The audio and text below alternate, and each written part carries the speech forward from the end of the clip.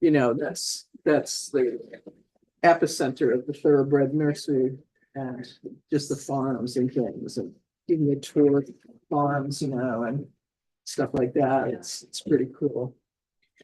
And it's kind of the city isn't very city-like. It's Guys, we don't feel like you're. exactly. It's a little sprawly, but beautiful parts of the world. So we haven't really talked about the process, but that was Sarah Pike's approval with her checklist. That's the form that we had online. So it does say signatures of the planning board. If you're in the letter. I don't know if we want to have you go do that. I brought a pen.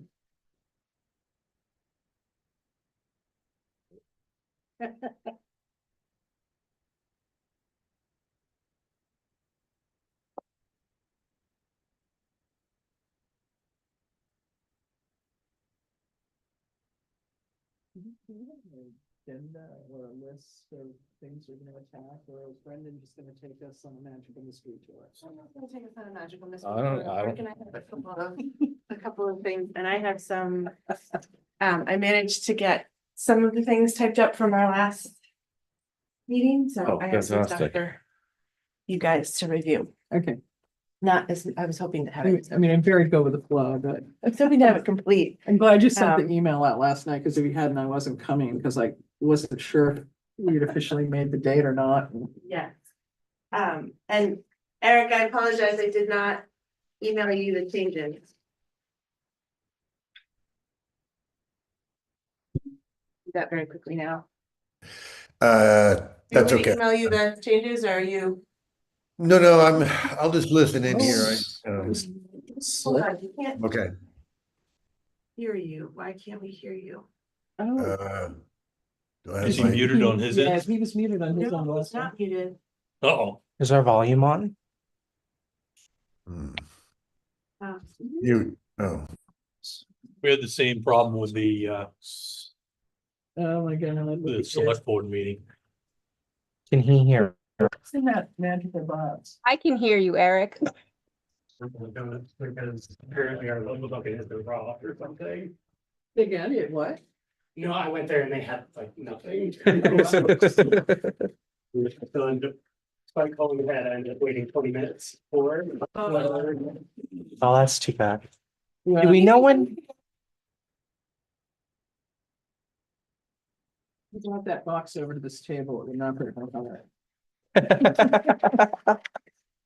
Do we know when they're moving across the street?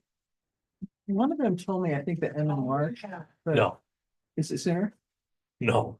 Well, The owner has been very Well, they- delinquent on his, we made an exception. He's supposed to have all these state permits in. Oh. He does not have permission from Maine DOT for his entrance yet.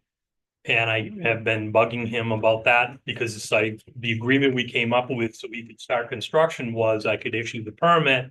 However, until we. Wow. Well, I'll tell you, Okay, can someone try and speak from online, either Rebecca or Eric? Can you try talking again? yeah, can you hear me? perfect. Yeah. Hey, Yeah. Mark, how you doing? Hi, everybody. I'm gonna put it back on mute because I think there's a problem if I don't, right? thank you very It much. doesn't Not really. seem to be echoing today. Seems to be okay Hmm. today. We'll see. I look forward to not having cars looking out on the Route 1. because- Yeah, the issue that we were waiting for DOT decision on is whether or not they had to install a right-hand turn lane coming down the hill. Oh, okay. So that we still don't Oh, know. no. But it is probably the worst, the current one, the worst design drive-through Yes. on the face of the planet. Yep. But it doesn't stop me from going there. Yeah, no. Can you hear me? Yep. Yes. Okay, I'm not sure which, what you were just talking about, but I know you're talking about something, a traffic related issue. I remember when we were looking at the new health center and we were talking about Depot Street And we had asked, part of the deal that we came up with there is they were going to do an additional study for that particular corner, or that particular intersection. Did that ever happen? Did the DOT ever come back and re-examine that issue, or because I've been meaning to follow up on that to see whether anything was done or not. Does anybody know? I don't, that was outside of my area, so I don't know. I don't know if, is that anything you had, Brandon, or? No, I mean, I will say that I had a lot of doubts about their traffic projections they provided, but without knowing anything more about it, like it just seemed really low to me that they were gonna fall below our threshold for doing a traffic study. And I'm like, just seeing how many, employees are going to be working there. Like, there's a lot of trips that are going to be going through that intersection now that weren't there before. I thought Max was going to look at that. I mean, I'm almost sure that was in the notes, and that was part of the approval that we gave them, was that they were going to look at that again. And I think Max was going to do that, but I don't think anyone necessarily followed up on it. I do think that, you know, like Johnny in the last session when he was talking about being, feeling responsible for what happens at that intersection. Like we were talking about what was happening up Route 32 there, and the cars coming down into that curve and da da da. I mean, I feel that that's something the town. If we have a bad accident there, which is inevitable because there's just going to be so much traffic trying to get through there, that I'm going to feel that we have some responsibility in not having sort of followed through with that request.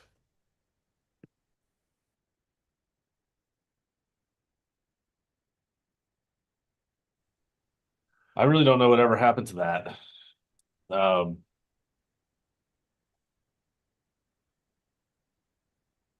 Was it? I'm trying to remember the details of what the DOT told us at the time.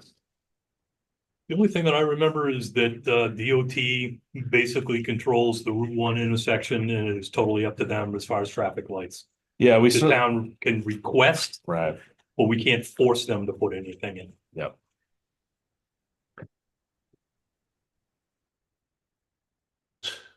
That was the whole point, is we were going to request that they take another look at that, and then I don't know whether we followed through on that request, and whether we got an answer for them. That's my question, is whether we followed through or not. And Max was the one who was going to do that, so I don't know whatever happened with that. What was the intersection? Depot, Jefferson, and Atlantic Highway. I mean, we're getting close now to that being completed, right? I mean, that's going to be completed before the summer. Am I correct in saying that? Yes, tomorrow, if things go well, I have a certificate of occupancy inspection on the building and they're planning on opening on March 13th. So it's coming up quickly.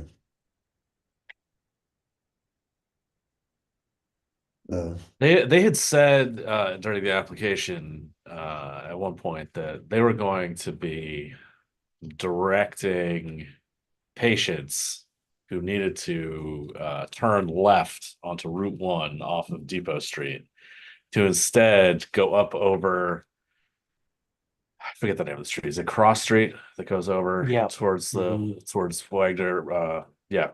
Over towards 32, and then drive down 32 so they can have a traffic light to make the turn with. Are you kidding me? Really? That's what I do. That's what their plan was. I'm wondering, have you seen any signage in the building about this? That's absurd. Yeah. Who's going to do that? I mean, Yeah, I mean, it's certainly easier. Like if you struggle to make that turn and it's not easy, I could see people doing that. I always do that every time. Every time I can use that traffic light, I do Yeah. too. well, that's not a solution. Not really, no. In October of 2024, Max sent the main health traffic study to MDOT. He was chatting with them on the phone and they wanted to see more information. That's the only thing I have in email in reference to. More information from who? MDOT wanted to see Maine Health's traffic study, because Maine Health did a traffic Oh. study. Oh. As part of their, What was the DOT asking them for? they were asking to see the traffic study. Oh, so what did Max send though? I thought you said he sent them the traffic study. He did. The traffic study was done by Sebago Technics. Yep. And he sent it to MDOT after a conversation with them because they wanted to see more information. Oh, okay. So, Max called them. What I'm inferring from this is that Max called them, asked about Depot Street Route 1. They said, we would like to see more information. He sent them the traffic study that Sebago Technics did for Maine DOT before they put their building in. Yeah. And that is the last email I have in reference to this, which was October 23, 2024. Can Well- you send a copy of that traffic study? I'd like to see it. I'm clear. I mean, we should all look at it. I mean, I'm curious as to what it says. Yes. 'Cause I know that corner, and you all know that corner. That corner is just on a routine basis. The way it is now is kind of scary. But with a whole line of cars wanting to get through there, it kind of gets scarier. I just forwarded the study to you. Thank you.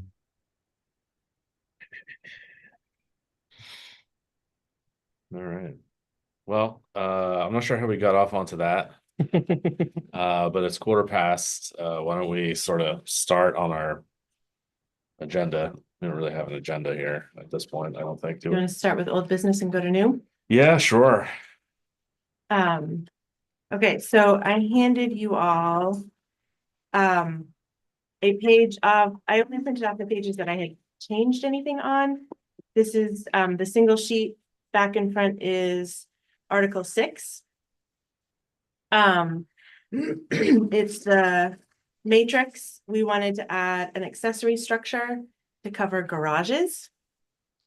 And things that are more than 100 feet, but not listed in the matrix, basically garages. Garages, sheds, anything that is not part of a primary residential dwelling or. Could be workshop, it could be. Yep. Right, I put that as being just CEO approved. But wanted to make sure you saw that, could have a discussion on that. If you think it should be otherwise. Why no accessory structures in industrial? No idea.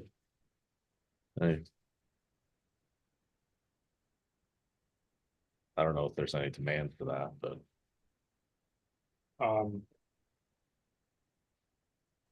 Is there a separate, would there be a separate section that isn't residential that would be?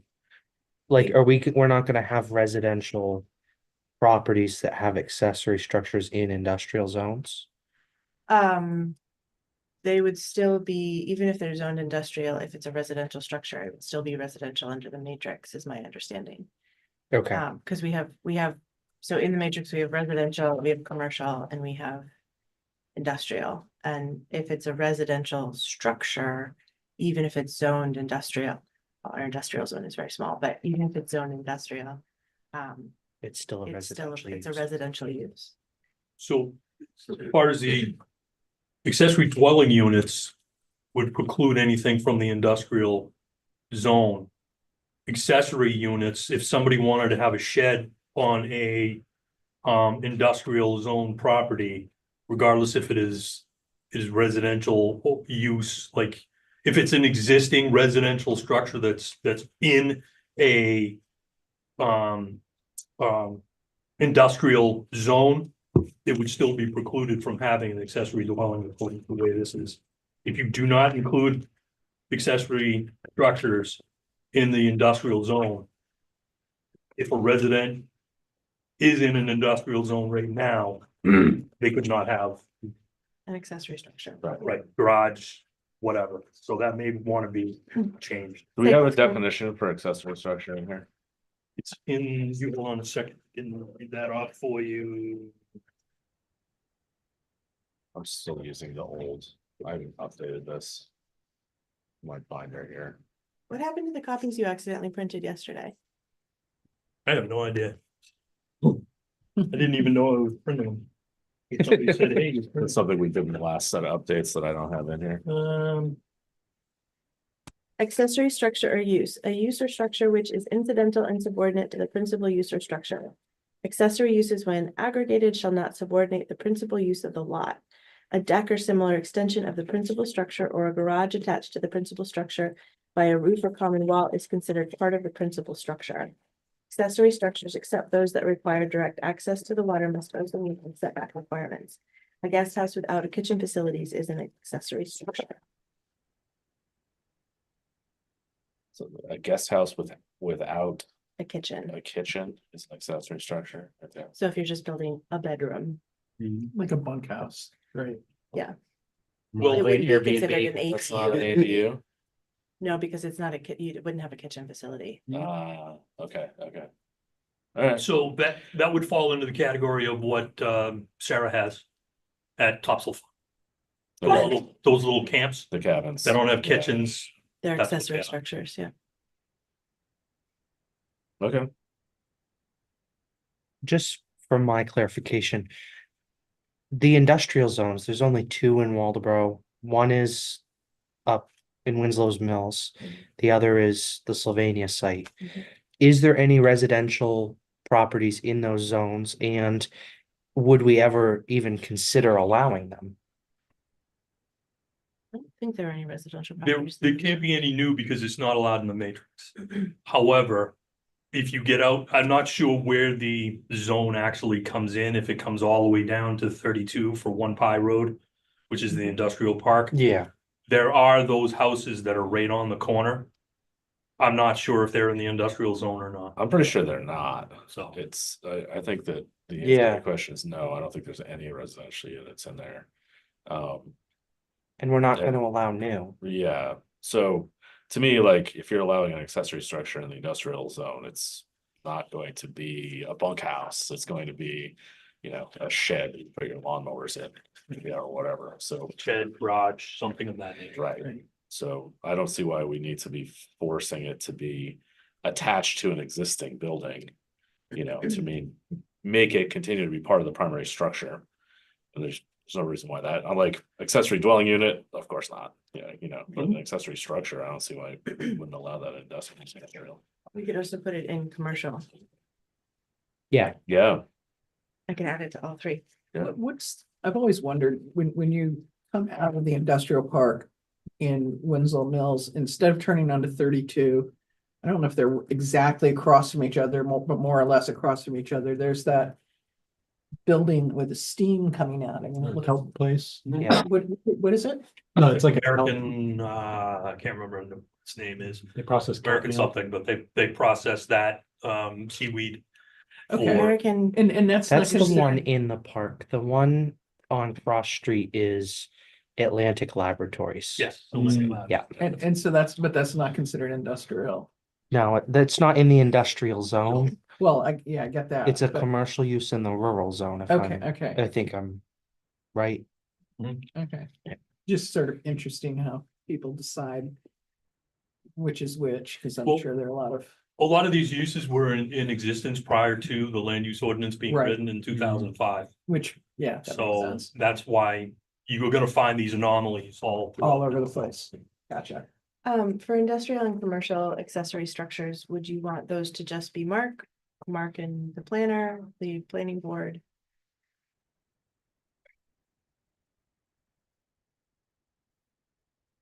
I don't know. I don't think it should be the planning board. I mean, you don't need to be approving every single car garage Yeah, in town. if an industrial or commercial business wants to put up a shed to store solid or machinery, I'm not sure that's necessarily. Is there a reason the planner should be involved? I don't think so. Yeah, that's kind of the way I was saying. For those ancillary type things, they're usually. They're a dime a dozen out there and Right. they're really not, you know, You can and get- we always have and we've done this before. And we're doing it again. We have the ability to kick it up to the planning board and we have done that in the past and we will continue if we both go. You know, that's something that we really need to. That needs more brains on it. Yeah, there's Yeah. one that you guys will be getting at some point in time. They haven't gotten their application in, but it's a biomass plant that Oh, you wow. know, the school is putting in at the high school. So, At Madonic? yes. Oh, my God. Yep. The And there's a bunch of questions that have not been answered and there's enough anomalies to it that we're gonna kick it up to you guys because we want to make sure it's done properly. What kind of biomass are we talking about? It's wood Chips, pellets, usually. but you know, they Who is haven't it? addressed a bunch of issues as well. They're creating a whole separate entrance for the trucks and deliveries. They are burning, biomass. According to what I've seen, that's just a blip on the paperwork they submitted that they're doing wood pellets. And then they're using that to heat water and then they're transferring the water to the intermediate and high school.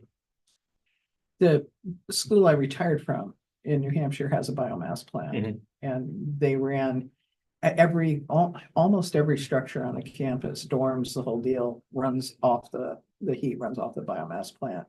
And in the shoulder seasons, you can tell where all the underground lines are because because it melts the snow, but Yeah, this is a $2.5 million project. yeah, So. it's I mean, they're good.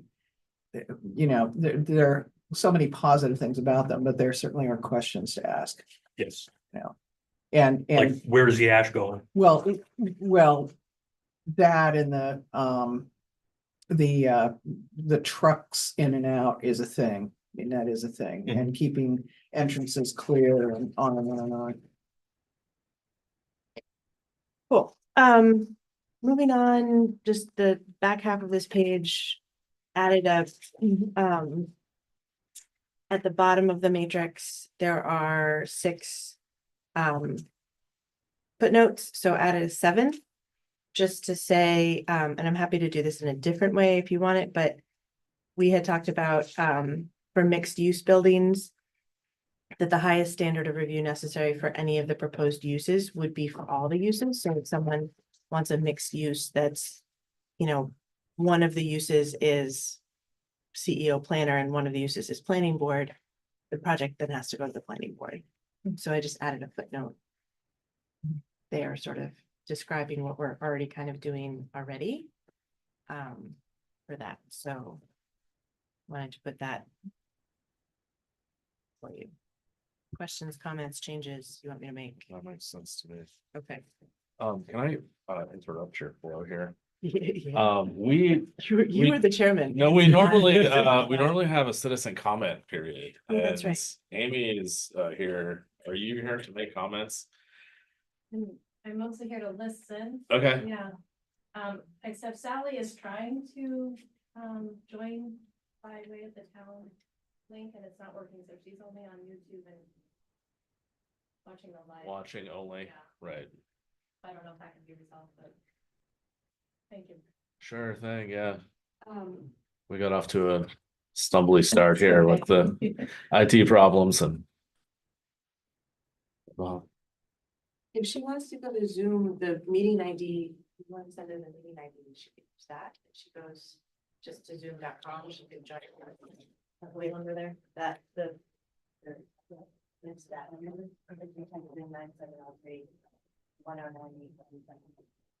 How did the balloon test go? She should. There was a balloon. there was a balloon. We Yeah. walked through the snow, we looked at a balloon. It's a lot further in than I thought, but it was Well, fun. they moved it. Yeah. They moved it back 500 yards. So that's actually a good thing. It's certainly less visible from the roadway. It's a Like, better when thing. you're standing at that location, like you can see at least a half a dozen houses. Right. You know, like it's not concealed from view. Right. It's an improvement, but not a panacea. Yeah, you know, it's definitely still visible from Sally Williams' house. But I'm it's not, I on mean, I think the original site was right where our. the junkyard is. Yeah. Right in her front yard. really, Yes, so. totally. I mean, it's certainly further away from our house, but it's in full view from the backyard. And I wish that I'd sort of realized that this was there and it was so close, but there's the Goose River Peace Corps Preserve. exactly Goose River Peace Corps Preserve that walks right through there. And Yeah, the tower there's is now, you know, 570 something yards closer to that. And it's very visible from Or zoomed out US, where the swamp is on US. Town Road. Gotcha. And the very next driveway is the Peace Corps Preserve. So, you know, Yeah. that's pros and Wonder- cons. I meant to do this before now, but I meant to reach out to Morgan at Midcoast Conservancy. I to think see that if was they had her anything truck to that say I put about the note on. Yeah. Yeah, that would be great. I didn't realize that it was so close to that. And when I realized that it was 11:57 and they were about to take the balloon down, so That it was what? that it's so that the new proposed tower location is so close to the Goose River Peace Corps Preserve. And I don't know if it's, you know, now fully in view of the trails in there or what. Yeah. So, Kate, what do you have next? So next is chapter 10. This is mostly why I didn't get, chapter 10 took me a while. Okay. Because it's the wireless telecommunication section. On the first page, you had asked, and I think I got that right. On the broadband internet infrastructure, the planning board may waive any of the submission requirements below if it determines that the project would not have a negative adverse impact on adjacent properties and uses. You had asked that that be removed, so remove that. On the next page, 10.28.3.2, topographical. So now we're in entering wireless Oh, yes, right. telecommunications land.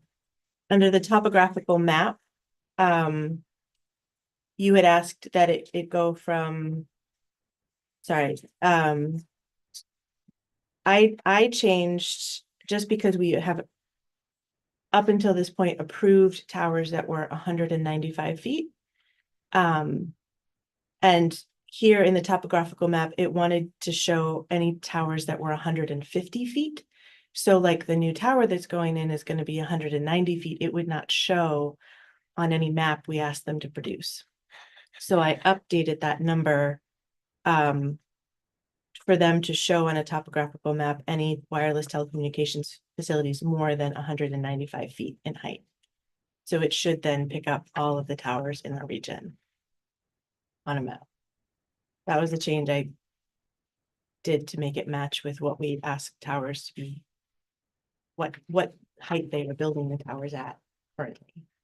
If we're showing towers that are more than 195 feet, isn't that going to show none of the towers? Would it be less than 195 Sorry, feet? I was reading that as less. You're right. Yeah, okay. So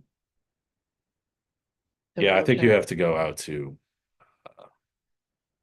like Augusta or something before you start running into towers that are taller than that. Yeah, I think less than 195 feet would be my recommendation there. Amy? Oh, yes, she is. Okay, sorry. Nope, that's great. Okay.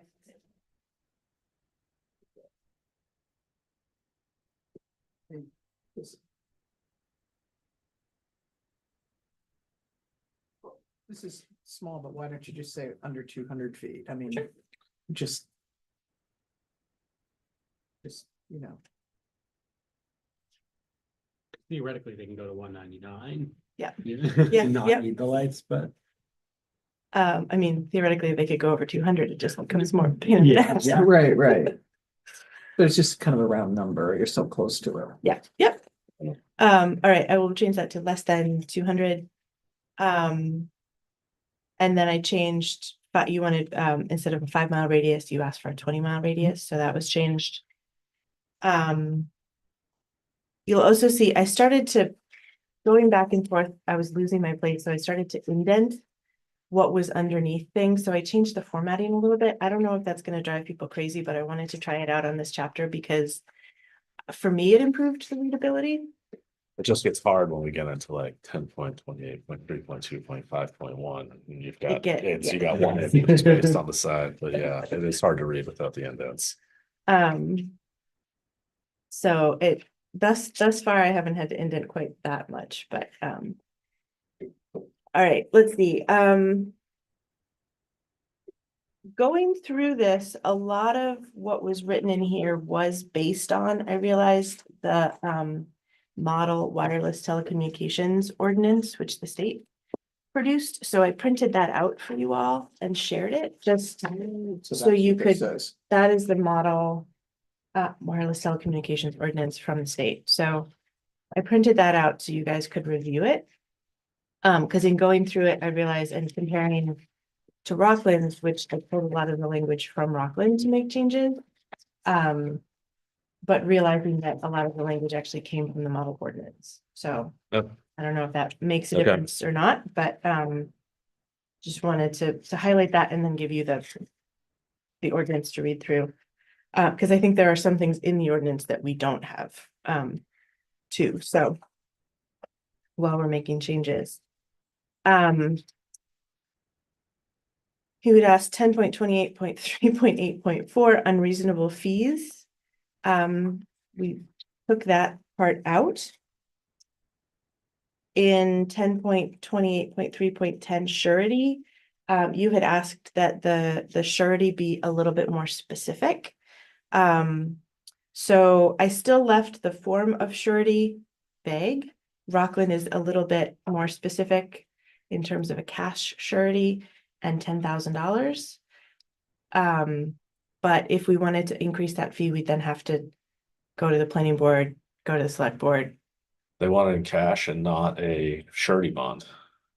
Yeah. That's interesting. Or it was a cash surety bond, or their language was weird. So Okay. I left it as, and again, we can change any of this. The owner of the facility shall establish a form of surety tied to inflation for the length of the lease in an amount to be agreed upon between the owner and the planning board to secure the cost of removing the tower at a future date in the event of its abandonment, including demolition, removal, and disposal costs.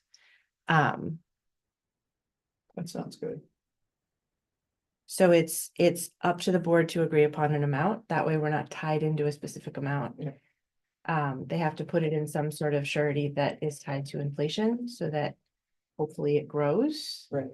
And it is to be used to cover the abandonment, demolition, removal. So that is as specific as I made it. I think that's exactly what we were asking for. Yeah, Okay. yeah, it leaves just enough wiggle room to take, the case by case consideration, right? And then I made, in the event of a transfer of ownership, the seller shall be responsible for notifying the buyer of this requirement and for notifying the town of the transfer. That was a piece that was in Rockland's. And so I made it its own Yeah, that's a good little addition. piece. Questions, comments, changes? on that one? Okay. Location. 10.28.4.1. Previously we had within 300 yards of Route 1. We had talked about changing this. Didn't provide any specifics. So looking at it, I said rural industrial Route 1 A and B commercial zones. A facility is not permitted in a residential, rural village, historical village, or downtown business zones. Happy to change any of those. Open it for the discussion about where we want it or don't want it.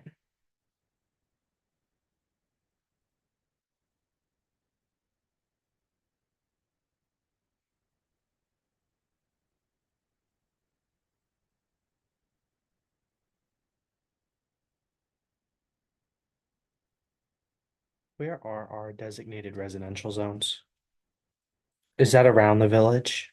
Around the village and in corridors along 30 around Friendship Road. Basically, it's, it would be Dutch Neck, Gross Neck, those peninsulas, it comes all the way out to 32. And then it encompasses a small area of, Ledges Circle. And then, Back Cove Road is all residential as well. I can go get the zoning map if that would Yeah, be you helpful. want me to to- get- You want to run and get the No. zoning map? Yeah, it is like little strips following the road in a lot of places. Mm-hmm. But in that case, it would just mean they couldn't put it So, too like- close to the road. They just have to kick it back into the rural. Right, so some of those properties, because a lot of the properties on Dutch Neck, for example, are long skinny lots. Yeah, Half of their lot is residential and half of their lot is rural. I So guess it- my, Is really fun because it depends on where they're putting their Yeah. building, what zone they fall into. I guess my thought is like Winslow's Mills or Burnham's Corner in North Waldeboro are really populated areas, but they're probably rural. I think they are. Yeah, I mean, this would still be the wireless facility, which this does not negate their need to show that that there's a gap in coverage, and they still have to get a willing landowner to sign a lease. So yeah. those are also two barriers, but this does open it up a little bit.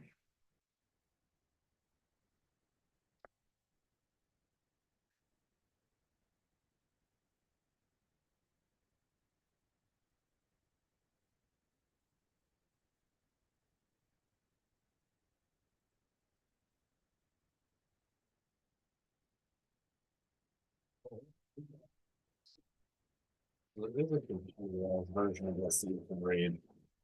Yes, there is we just had it digitized. So, but that's the official map.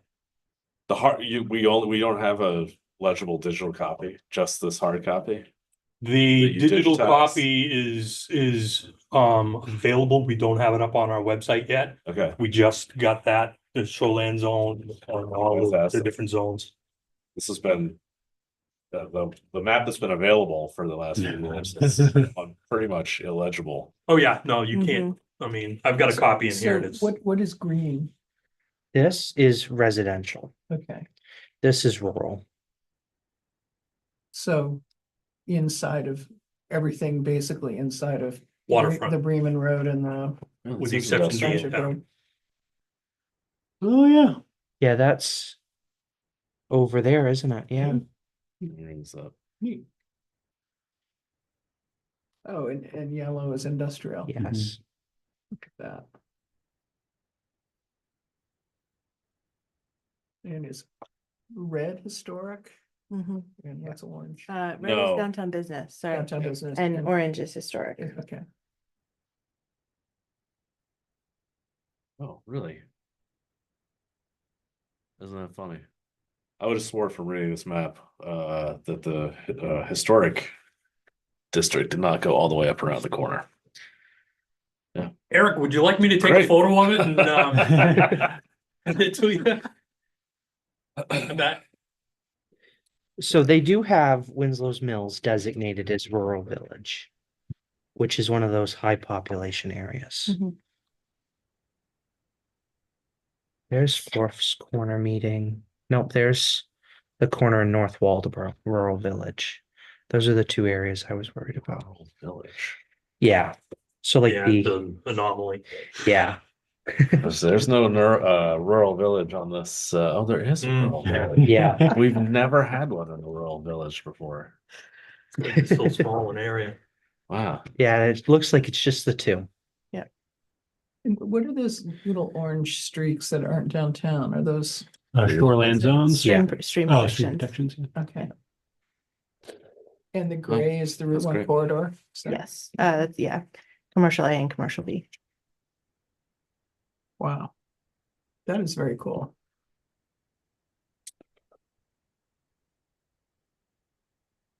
All right. So based on the map, Yeah. and Just hold it up to the camera. Yeah. I guess the comment that I have about this to start off with is the within 300 yards of Route 1 is sort of the crux of our whole, you know, issue with the development of this tower at this time, and I'm sort of loath to change this particular line in here at the moment. Well, they've already submitted their application, so nothing, They've submitted an application? well, no, not yet, sorry, Oh, but I'm expecting it in the next month. And this is, This will get changed after Here, yeah, there. town meeting is June. June. But don't we have a certain amount of time after their application? Like there's months before we actually have to process their application, like 120 days, right? I think it's 150 days by the Telecommunications Mm. Act's requirements. I would have to look it up, but yes. So there we is could a- potentially just sit on it until these changes roll through. Depending on when they submitted it, Mhm. potentially, yes. Yeah.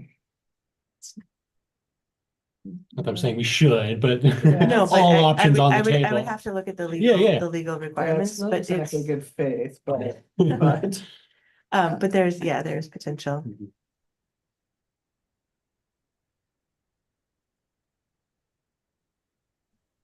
Can I ask a question? Yes. Where are we as far as the code issues on that property? Code issue? I think she's referring to Oh, the the vehicles? vehicles. Yeah, a letter has been sent to the owner. I'm waiting for a response. Okay, thank you. What's in the letter about, like, Basically, they have specifically? multiple, abandoned, unregistered, uninspected vehicles you're allowed to in the state of Maine per lot. And they've exceeded that, so I'm waiting for a response. Okay, so nothing about the garbage dumps, the falling down barn, the building. No, that was the complaint that I received, was about the vehicles because of the potential for damaging walls and stuff Okay. like that, so. I can file another complaint if that's what needs to be done, because a lot of that can be seen. If you've got a complaint about it, just, forward me an email. Is the Williams property, because I see that the residential zone goes on that side of the road. Their lot must have it must have an overlay, His house is in the residential zone, but where they're putting the tower is in the rural. rural zone. Okay. so what were you saying you were loath to do? We got kind of distracted. It's just. Well, if we are going to eventually decide to not approve this development at the planning board because it is not within the 300 yards of Route 1 as is required by the land use ordinance, this is going to go to the appeals board. And this is sort of the one thing that they're asking for a waiver on, aside from the landscaping, which is, I think not going to be granted. It sounded like there wasn't any appetite for that. And given the siting choices that they've made for this tower, I don't know what their rationale could possibly be. So, depending on when we hear this, it seems kind of counterproductive if that's going to be our eventual decision to go and change these rules to allow for this to go forward. Well, I don't think we're changing this because of the current tower. I think the current tower Oh, yeah. Proposal sort of showed us that as more proposals come in, do we want to have more control? Because if it goes to the appeals board and then from there, if the appeals board says, nope, the planning board made the right decision, then they would take it to court, which is actually currently where Noblesboro, they're taking it up in civil court. And so, but once the courts say, if they look at everything and say, nope, you actually have to put the tower in, then the town has very little control about how, where, what restrictions, what it looks like, all of that. So if we, So, in theory, if we allow towers in more spaces, the planning board then maintains more control over what they can ask the tower company to do in terms of siting, location. so you're saying that, if the developer goes to court in this situation, like Nobleborough situation, and they win, that they no longer, and their complaint or to the court is that we did not give them relief about the 300-yard zone around Route 1, that they are not just going to get an order from the court saying you may build this tower outside of the 300-yard zone. You're saying you don't have to go through the planning process at all. You just get to build whatever you like. Well, not that they still have to comply with the land use ordinance and whatever's written in here, Right. except they will have been granted that waiver. So why did you say the thing that you said about, like, we no longer would have control? Like, we would no longer be able to enforce Because they have already, fencing and screening and all of they these would have already things? been through that process. So when the court says you can build, they don't then, my understanding is they don't then have to come back to the planning board. You don't have the options to put more conditions on them. That they have granted, the courts have now granted the waiver that you denied. So what control is lost? To put more conditions on, because right now you can put more conditions on that aren't listed, conditions of approval as the planning board. So hypothetically, if they decide they want to build a tower somewhere other than in the gray zone, and they go through, it's like what we're living through right now. They go through all the stuff, and it's not just you're outside of the gray zone, but let's say the landscaping came up. Let's say they were also looking for relief on the landscaping. So whatever it is, basically what you're saying is whatever it is that we have objection to, it needs to all come out on the front end. And then all of that would be litigated because they'd be looking for exceptions for whatever those things are, wouldn't necessarily just be, That is my understanding. okay. I'm not, I this, might be wrong, this doesn't, but that, it doesn't really make sense to me. I mean, we'd still be making all of the same requests of the developer at the front Right. end, and they wouldn't be coming back to the planning board anyway. Like, we only Right. get one shot at regulating the development. Right. So, What I Yeah, see is yeah. if it's a legal matter, they're going to fight whatever is either not constitutional, violates state or federal law or whatever it is. That's what they have to go against. If the other stuff holds up, then they can't come back and say, well, if they're allowed to build this in this zone, Right, you can null and void everything, all the other requirements that right, Kate is talking about. right. You So still by have, having, by That's what- having those yeah. in there, they would have to fight each and every one of those. that's and make exactly them what I'm valid. saying. Or they could get a split decision, like, okay, you can build it there, but you are not excused from X, Right. Y, and Z. The town would most likely stipulate that, if this is held to be true, that they can build it in this zone, all other things must be Met. protected. Yeah. So, and we have language in our land use ordinance that Right. basically spells out if one area is deemed to violate state law and be not applicable, it does not relieve them from the rest of the land use ordinance. Right. And so then to Brendan's point, can anybody think of an example of something that you would want to add after the fact? I mean, we're kind of throwing our best shot at them on the front end. I mean, Mhm. and you can't just suddenly say, well, by the way, we didn't tell you about the, I don't know, the 100-car parking lot that we want you to have, or, you can't just, I mean, then you're just throwing spaghetti at the ceiling. I mean, I can't think of anything that wouldn't come up on the front end. I have a procedural question just because I haven't been through it yet. if they bring an application and it's not within 300 yards of Route 1, are we just gonna say, nope, you don't meet the requirement, leave? Or are we gonna sit here for potentially multiple meetings and go through everything line by line? Well, I think the issue that came up, I think before you joined the board, was that they can go to the FCC and, you know, the probability of them winning certain points with the FCC is kind of higher. So that's why we have to have this conversation now, right? Because Because federally, legally, they're obligated to fill The coverage gaps, gaps. yeah. right. And so if they can prove to a court of law that there is a coverage gap, then they will, Now, if we didn't know that they could potentially overturn us, would we go through the whole ordinance? And like, if, I mean, you should, if someone brings an application, you really need to go through the whole application point by point against the ordinance.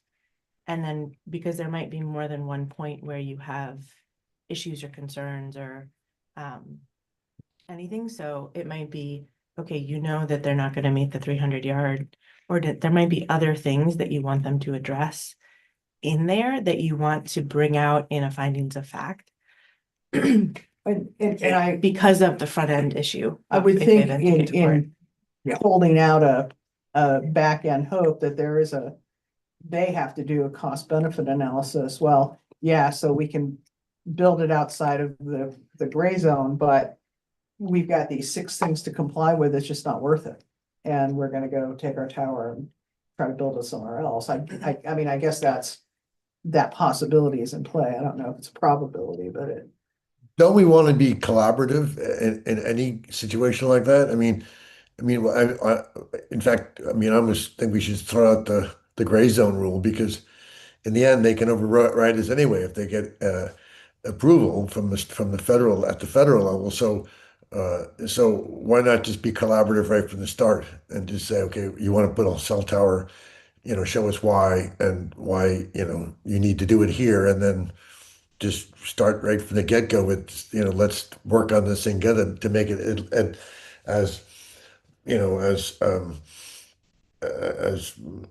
attractive or as unintrusive as possible, right from the get-go. I mean, rather than creating a situation of us, them, and always trying to duke it out.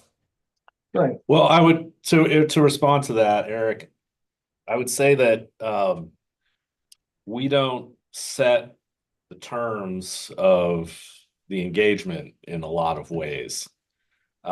We receive the applications and have to react to them. And what the applicant has done here has been to site the tower in the most possible obtrusive location to the neighbors, and then ask for a waiver to not put up screening. All while claiming to be acting in a neighborly manner. They told us that there was no possible other location for this tower to be sited. And then they moved it 500 feet away from the current, the original. initial proposed location. So, like, I love it when stuff is collaborative, but when it's not collaborative, and one side is acting, in good faith, and one side is not. You can't really be in a collaborative situation. I would like to also add that we were under the impression in November that they would come to residential homes and take pictures from those homes of any homeowner that wanted them. Yeah. Nobody showed up at my house. Yep. And I don't know that they showed up at anybody's house. So again, I would have concerns that it's not a collaborative effort up front. It is a lot of talk, but it's not actually being very collaborative, which is very frustrating. Because again, I will be presenting pictures of what it looks like from my yard. And it's a very different than I think what you're going to see in the pictures they do present for whatever was taken. Did they give a reason why they moved it back 500 feet? I mean, I would have thought, and when you initially said that, that was a good thing. They were moving it further away from the road and further away from the houses because most of them are not set back that distance. They're right on the road there. So what was the reason they gave for doing that? Were they trying to mitigate the visual effect? Is that what they were trying to do? Did they give a reason? The reason that I've heard that Earl has said is because of comments that were made by Sally and others at the pre-application meeting. That they all of a sudden said, oh, hey, there's a house there, let's see if we can move it. Oh, so they were trying to respond in a positive way.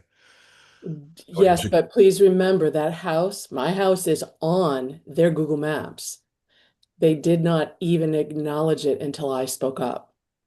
So it's there and they ignored everything that's on the southern side of the property line until it was pointed out to them. So again, that does not feel very collaborative and it does not feel like good neighbor. It does not feel like they just wanted their site.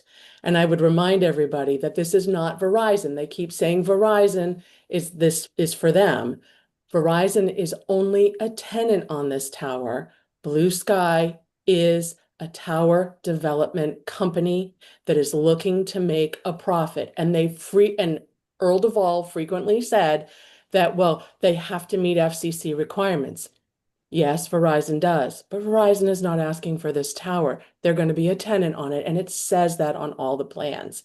Blue Sky Tower is looking to put this tower up as a tower development company so that they can then have 4 co-locators on it and make profits.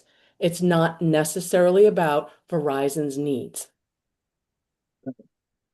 Well, I thought they had to show a need for that tower because they weren't getting proper coverage. I thought that was part of what was. I mean, if they had to go to the FCC, they'd have to prove that they weren't getting coverage, which is why they were putting up the tower. So it was, and they're not doing it. I mean, they're obviously doing it for profit, but they're also doing it because there's an explicit need for it. Based on computer models with no actual data set from Waldeboro. If you read the application, the Pro-Terra report, it was based off, they list the computer program. That is a computer model only and does not provide any data from driving, measuring on the actual road. But I thought in our last meeting, I thought when they were presenting, I thought we asked them to provide that to us, what the coverage needs were, and explicitly in some kind of way that was. Yeah, he deferred that and said that that would be coming when the engineer showed up when they actually present the formal application. However, watching what they did in Nobleboro, the engineer didn't explain anything. He kept saying the same 4 or 5 phrases over and over and over again.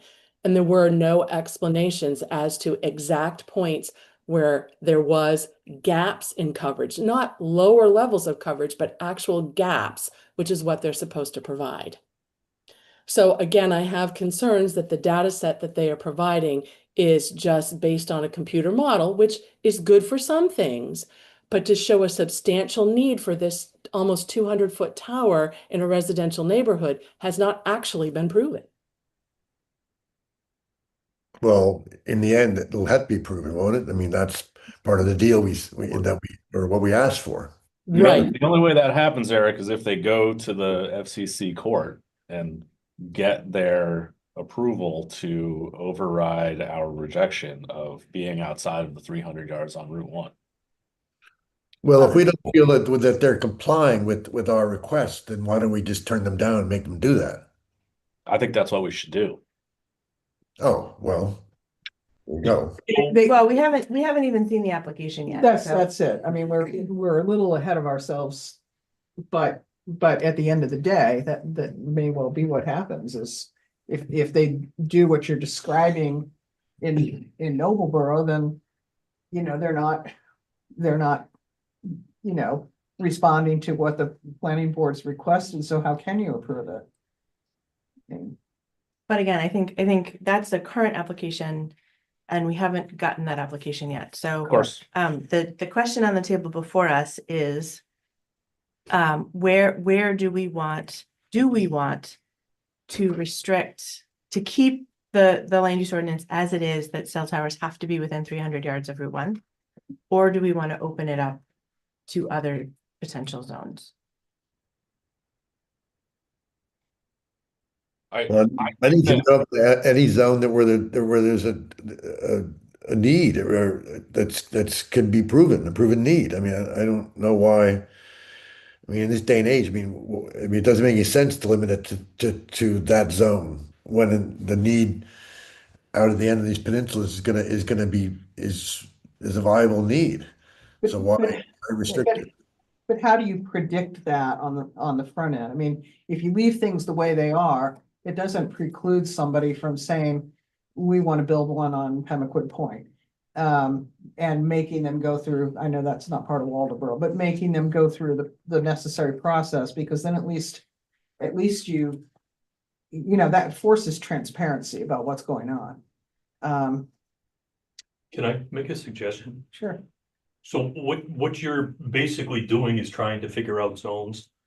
Maybe you don't look at it as a zoning issue. Maybe you don't list the zones that it's allowed, but maybe you add language that basically says, you know, that it precludes certain zones from that if it can be shown that they can meet that need outside of that zone. So, for And example. it has to meet federal law. By introducing that it has to meet federal law, it puts it back in the cases of they've got to prove all of that. So If only not, within what you're gonna 300 do- yards of Route 1, unless you can show via a ground truth map of data coverage that there is a gap in service. And that is the least intrusive location. By adding some of this other language, you're forcing them to prove that this is the least intrusive, and that becomes part of your decision making. If they can say, well, we can put it in this area, where is my coverage area that's lacking? They're going to show you a map. That gives you the ability to make that determination of, okay, well, we have this area available. Why is it you're putting it here? And if the board doesn't agree with that location, it gives you the option of potentially denying it based on you're still meeting the federal guidelines because they're giving you a coverage default area where it's not meeting. But now it puts it back in your court as far as you can deny it. So I guess two things are just running through my mind. One is hypothetically, how many requests for towers do we think we're going to see in the next 5 years? Is it going to be a half a dozen a year? Or is it going to be maybe one more in 5 years? You know, so that's one thing running through my mind. And then the other is, are there really straight face any places that aren't in the gray zone that anybody's actually going to want? I mean, somebody's not going to like it. It's NIMBY, not in my backyard, you know. No matter where they put them, somebody's not going to be happy. Part of the problem is that as data, you keep going from 3G to 4G to 5G. The problem is that because of the bandwidth, you're shortening the transmission location, Right, which potentially could require more towers. right, So you don't know what's gonna happen in the future. It could all blow up and go satellite and we never have to worry about towers again. right. We don't right. know. But I guess when I'm thinking of those two things, it's making me wonder. I mean, I guess I don't feel equipped to guess where these things ought to go without, I mean, I just feel like if you want it outside of the gray zone, you've got to go through this process and have this conversation. And that kind of solves that problem. I mean, But you're not. My suggestion is that if there is a area that they want to put this tower and they've picked a location, they have to prove to you what is the boundary area of low location that you can put a tower. It's not the tower has to go here. You may have I don't know, a quarter-mile area that this tower can go in. The Then problem, it becomes something that the board can do something about and say, well, why are you putting it right up against 220 and not over here where it's less visible and stuff like But that. how do we not get to do that now? I mean, You don't, We they can- come to you and you decide yay or nay. Yeah, I mean, the problem is that, we're being asked to take the word of a lawyer about engineering data that we can't understand.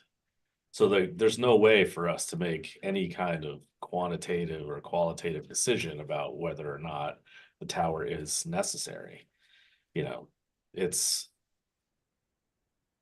to me, if we keep this zone as it is, then every time somebody wants to put in one of these towers that's annoying a bunch of their neighbors, we go through this process again. Which isn't a bad thing, it's obviously time consuming. It also get very expensive for the town. Good, yeah. Yeah. Part of what's going on with this too is like, this corporation wants to provide wireless service in the cheapest way possible, so they make the Right. most money, which means building towers as tall as possible, if the towers are smaller, there's more of them, they're less obtrusive, like that is potentially a better outcome. If what they really want is to get rid of the spots on Route 220 where everybody's calls drop in the bottoms of the stream valleys, they can put up a tower, but the reality is that you can't defeat geography, Right. like people's calls are still going to drop, but you'll Right. notice that when the topic comes up, no one is going to say your calls will stop dropping if we build this tower. No one's ever going to say that. These Exactly. people are well trained and they know that they can't promise that. Like, that's not really what they're Yeah. here for.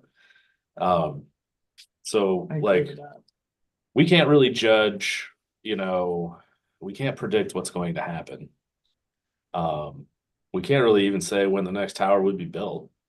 Could be an entirely different sort of technology at that point, Right. and so I sort of tend to think that if we keep it the way it is written now, like maybe this, we just go through this process again with probably a different board, and have everybody's concerns get heard and addressed as best we can.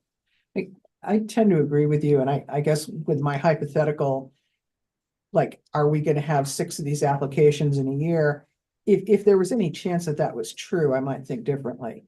But if it's one once in a while, until things evolve, and whatever, and your point is, totally well taken. My calls always drop right at the foot of the hill that goes by the German church, and I don't think unless you build a tower right at the German church that's ever going to change. Right. So I agree with what you said, Brendan. So thoughts on reverting it back to the original? I'm in favor of changing it, but whatever everybody Well, decides. how would you change it? I like this. I think that it still requires them to come to us and get approval. And we've clearly outlined areas that they will never be able to. I mean, we don't want a tower in the village. But giving some more leeway for future development. We're not gonna, basically, from my understanding from, is it Earl? They're gonna go. If we deny them, they plan on going to the next step, and when the Board of Appeals potentially denies them, they plan on going to court. It's gonna get costly for the taxpayer to go to court, and if we have, I mean, I am aware of another property that is looking at doing one of these developments in Walterboro, probably next year. If we have to go through this again, is it a cost that we want to incur every time they try to put a tower in? Well, then you get down to the good faith part of it. Like it's not just the location, it's also, things like the sound of the generator, when it operates, what the screen is. There's a whole list of things that I just want to be careful that we don't give up that conversation and that, I mean, it's a tough thing, but you don't want it to turn into a free-for-all because you don't want to pay for the cost of the litigation on the front end. I mean, Well, But we're but they would wiring. still be required to come to us regardless. I mean, that's why I think that we should get rid of the zone. Let them come to us, let them collaborate with us in finding the right spot. You know, I mean, and then go from there. I concur with that opinion. That was why I brought it up to begin with. I mean, I think that this should be open. And then let us collaborate and figure out whether the spot that they've chosen is the right one and or the height is the right one or the setback or whatever they're screening, whatever the case may be. I mean, keep it collaborative and keep it, you know, with all the other restrictions that we might have or concerns we might have going, you know, going forward to get the project done. what do you think, Blake? You haven't said anything and Yeah, I actually do kind of like Mark's idea about the different language, but I also think it makes it more complicated, and for us untrained schmucks, that might make it harder. And it gives more openings to lawyers and engineers to do what lawyers and engineers do. Ultimately, I think changing it to this version that Kate has written kind of recognizes the reality that they're going to be putting in more towers in more places, and that I think we'd be better suited trying to add more other restrictions, add more safety mechanisms outside of just what zone it's allowed on. Just in recognition of the fact that there are going to be more of these battles, and if we fight just on the basis of location, we're probably going to lose. I did look into the legal I battle. can't hear you anymore, but so for some reason. I did look into, I think I had my hand in front of my face at that moment. I did look into the legal battle the lawyer mentioned in, I think it was South Yarmouth, some sort of Yarmouth. It was a 9-year battle. The Blue Sky Company did keep up a legal battle for 9 years with this town over the location of a tower.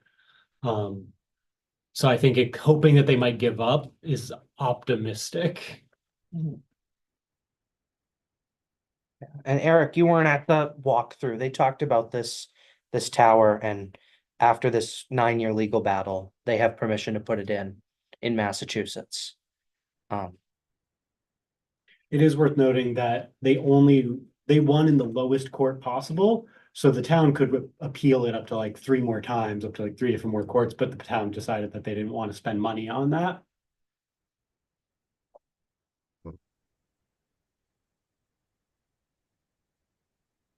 All right, well, we should move on here. We've already been here for an hour and 15 minutes. so which. Can you hear me anymore there? Yes, Yeah. I can hear Because I you. think I've lost contact with you. Because my cell coverage is so bad. Shit. So, Well. so it sounds like we're leaning more toward adopting this language. Is that what I'm hearing? Sounds that way. Let's leave it in for now, and we're gonna have to vote on this in March so that we can get it Okay. to select So- board in time. Sounds fair enough. So we'll keep for now. All right, 10.28, 0.4.5. I don't know if you heard it, you can hear me right now, but I have to drop off because I can't hear a word you're saying because something happened to my internet service. Ciao. Okay. Is he coming back? Setbacks? Setbacks. Change these to the requested, following Rockland's setbacks. 150% of its height to a public or private road, 200% from all other property lines.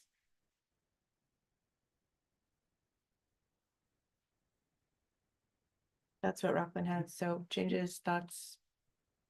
Or setback, sounds good to me. Yeah, I'm fine with that. I think Okay. that's close to doubling the setbacks. It is sort of encouraging, I guess, in a slight way to be closer to the road. Which, I don't know, pros and cons there. I think that's reasonable. Okay.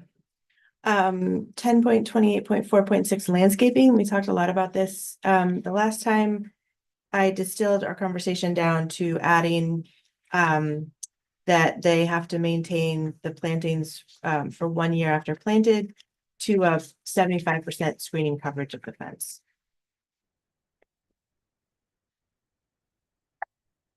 So thoughts, changes, questions. Don't we require like screening to be maintained in perpetuity? Like if the plants die, you gotta replace the plants, right? That's what we have in the shoreline zone, In perpetuity, 80%, 5 years. Yeah. should we change it so it matches the shoreline zone, 80% I 5 think years? that's a good Up to idea. the board. Okay.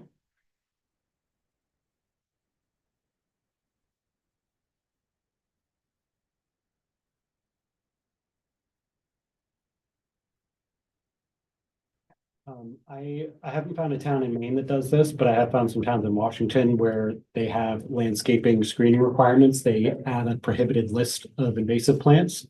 They just reference like the university, the local university's list of invasive plants. That might, That's a good idea. Yeah. I would suggest that you use the language right out of the shoreline zone. It talks about 3 different species and it has to be certain ones and stuff like that. Yeah. It's pretty, Yep, that, it might be easy to just copy and make paste. that reference. Yeah, totally agree. 10.28.4.9 is new signage. No commercial messages or any other signs beyond safety warnings. And an identification sign of not greater than 6 feet 6 feet square shall be placed on any tower. Sounds good. The next one, you had asked for utility service must be run underground from the tower to a pole in the roadway, so that's 10.28.4.12 is a new addition.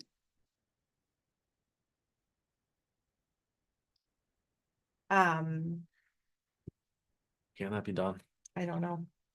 I think it can, because you don't have to do cutouts. If you're building the road, you're already digging enough to put in a power conduit. Totally, 100%. I'm just, I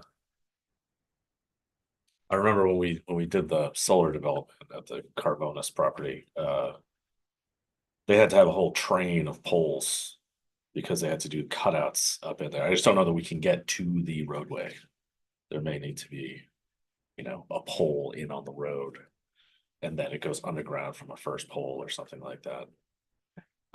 Yeah, I get what you're saying. Anyway, I think let's leave it be. Let the applicant fight that out. Do you want me to add utility service must be run underground from a first pole or? I think let's just leave it be. Okay. They're gonna take the cheapest way out. If they can get to the roadway, that's the cheapest way to do it rather than $75,000 pole. Okay. Standard conditions of approval, added, electronic emissions as a standard condition of approval prior to commencing regular operation of the tower. Tower owners and operators must submit a certificate of compliance with current, FCC regulations. And they must, submit a new, certificate anytime the regulations change. This language is taken directly from Rockland's ordinance, so.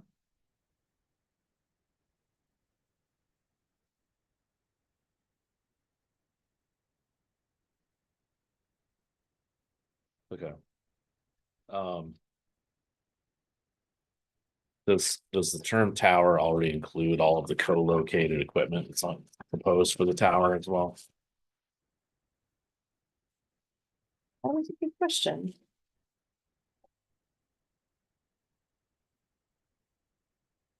It's wireless communication sound.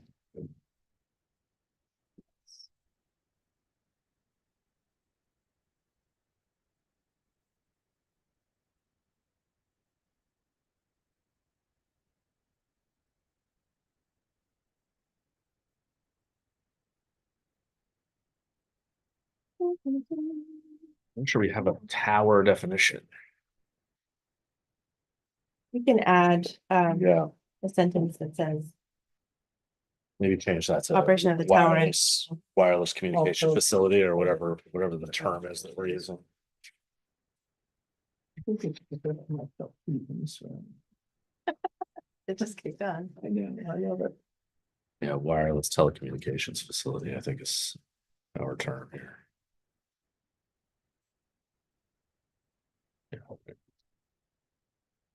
In the example, the model wireless telecommunications facility ordinance, there's a mention of there's a definition for facility. Any structure, antenna, tower, or other device which provides radio, television, transmission, commercial, and mobile services. But I don't know if they have a specific one for tower in there. They have an antenna and a height. Yeah, it looks like wireless telecom facility is the term. Should we add wireless telecommunications facility to our definitions? That's what's in there now. Okay. Yep.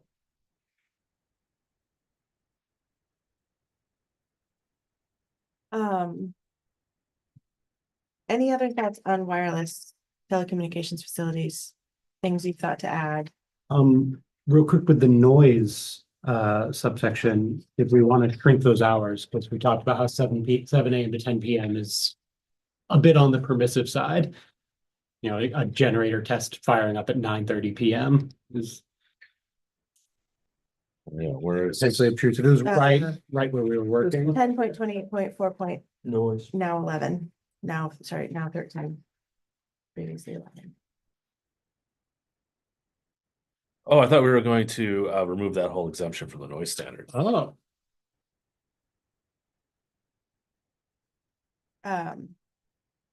Yes, you had talked about the operation of backup power generator at any time during a power failure and testing of the backup generator. Yeah, I propose changing that to just start deleting it between and end at R. And replace that with is not exempt. Or must comply with the noise standards. They're reasonable standards. Do we not want to have any requirement on any time bounds on testing? Totally, yes. Yeah. I mean, I would say maybe 10 to 3, something like that. Banker's hours. Yeah, when people are at work. Yep. Midweek. there's no reason not to. No reason. It's just, it's a little dial, basically. Exactly. Every time I've had a generator on a site, they've always wanted it tested a Tuesday or Wednesday, middle of the day sometime. And that's one of the things I was just gonna mention is, do you want to put it once a week? So it only runs a test once a week on, between this hour and this hour. It's usually gonna be a monthly exercise on those. Yeah, if- I know if we just- there's a bunch of Well, you ones could that say I've no, had that are no, weekly. They're no weekly, more than really? weekly. I mean, Sure, Yeah. yeah. I mean, there's a couple reasons for that. If it is a motor that's running, they like to be able to get the oil circulated Right. again and lubricate everything. If it sits too long, it can cause hazards and Yeah. stuff, so. if you say no more than weekly, then, yeah. Okay, so between 10 and 3 during a weekday, no more than once per week. Okay. Any other things with telecommunications towers? If not, the only other thing in chapter 10 I believe, was the backlot. 10.3.2, I added the words right of way or deeded access, which conforms to the applicable requirements of street access driveways, street road construction standards. Just to clarify that it does not have its own access, that it is crossing another lot. And then I added 10.32.6. The backlot does not have any existing road frontage of its own other than what is deeded as a right of way from the front lot to a private or public roadway. So we're defining a rear lot not as a lot that is lacking adequate road frontage. We're calling it a lot that has 0 road frontage. Yes. We had talked about adding a flag lot section. Are we still doing that? What is considered a flag lot? that did not make it into my notes. Okay, The city of Rockland calls, they have a whole separate section on flag lots. Yeah. Which I Which think are- is what you are always calling a non-conforming lot. Where it's, It would it, depend the on if way, they own property, a strip of land down to the road, Correct. or if that is a right of way. If they're considering a flag lot, a right of way, and the lot is out back, that's it's the same as what we're dealing with now. yeah, Well, that's, and Rockman's is that they can own that strip and they call that a flag lot. Yeah. So in our ordinance, it was very, to use an odd term, wonky as far as how it is written. Because if you owned, whether you own property coming up or not, one of the requirements for it to be a buildable lot is if that zone requires 200 foot of road frontage, then you had to have 200 feet on the front of budding property. And that would require them, maybe I'm not explaining. your right of way would have to be the full width of the minimum road So if- frontage, if- not just like the minimum width for a driveway. So if you have two lots that basically are coming together and your lot has a right of way that runs down this property and Right. we're out back. This property line, according to this, has to be 200 feet. You have to Huh. have 200 feet on that front property. In order to. Because what it does is at that point in time, it requires, and that's in the ordinance now. Back of the front property basically becomes your road frontage allocation, essentially. So if you're gonna change something, take a look at that too, because that requirement is still in there for that, potentially. Would you, any purpose for It that? basically is so that you're not creating spaghetti lots. That's what it boils down to. And whatever deeded right of way access comes off the front lot, they have to have more than the minimum road frontage to deed some to the back lot. And we are running into issues now where developers, what they're doing is, because they can get more money, if they own, I don't know, 400 feet of road frontage, but it goes back 1,000, 2,000 feet. Yeah. Instead of running a road up and developing out back, they're just selling off a portion of land against the Exactly. road, and they keep, crowding everything in, so you got this major road front, land out Yeah. back, but no way to access it. Yeah, and Yeah, we did it- talk about that. it's, it lets you, I've been talking about developing property in exactly the same way, and like you wind up with situations where you take the least desirable part of the property, you take all the swamp and put it into one lot and chuck it out back and it never gets developed. Yep. And it's not a great situation. I've lived in this, in the city in Rockland, and there's lots of lots in Rockland where it got cut up when it was, worker housing in the early 20th century. And like, there's a lot of like houses that are built right on top of each other. And it's like, in order to keep that stuff permittable, like their setup is more permissive of that. Mhm. I'm curious if there's the 200 feet is a pretty small barrier to reach, I think. Mhm. And I imagine that when you get into the more densely populated parts of town, that frontage requirement doesn't exist. No, because it's in different zone. The Right. 200 feet is only for road. Right. I love my So, new maps. yeah, So so this gives you a better idea. Mostly, if you take a look throughout, you can see all these long skinny Yeah. lots that are left, and what they're doing is they're buying up and splitting off the front ends of all these. Yeah. And then what it does is you start precluding access to the rear lots. Right. So that's what we were referring Or to. it makes weird, like they leave,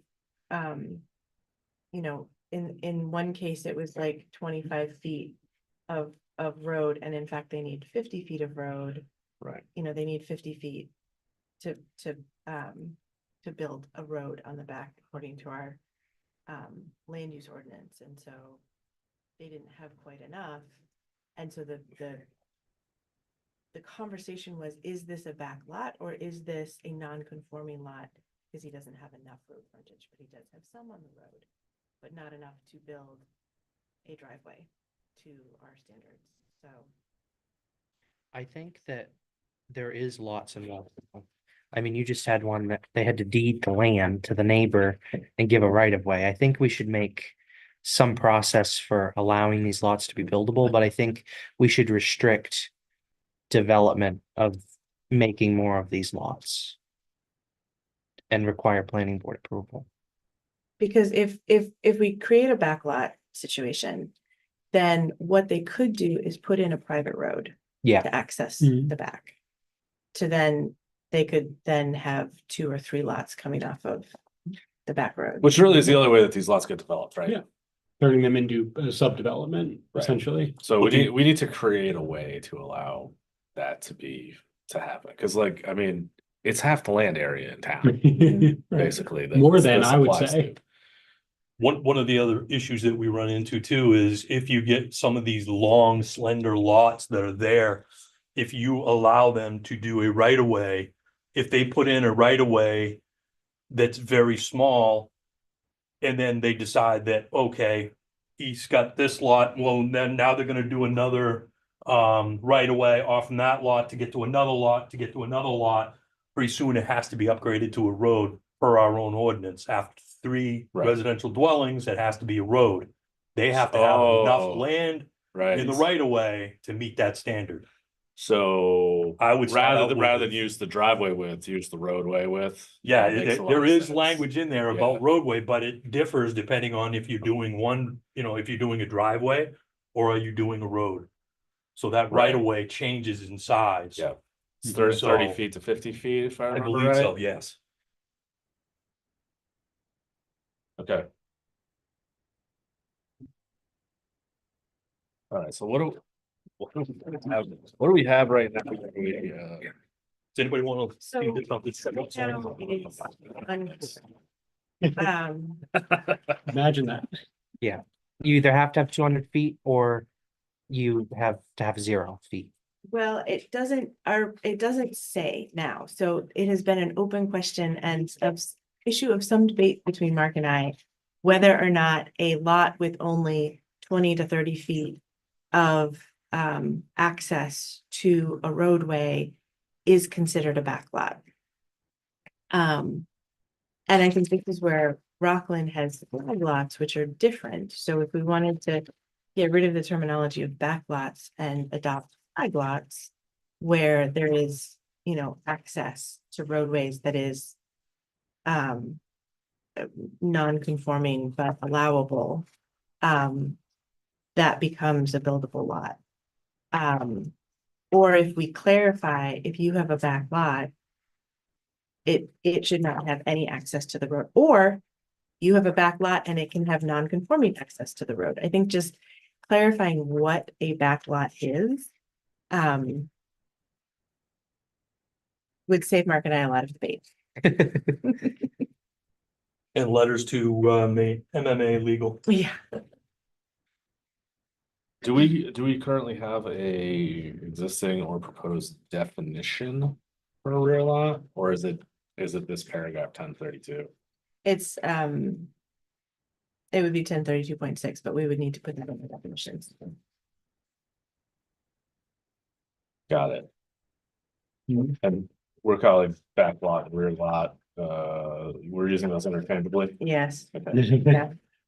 Right, we should probably just consider it a real.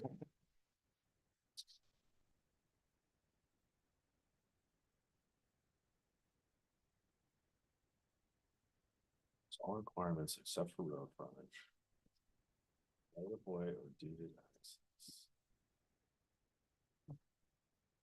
Conforms to applicable requirements. Isn't one of the applicable requirements the 200 feet of frontage? But it would be 200 feet of frontage against the Yeah, but- property That'd be above better. it, The front lot. the front lot.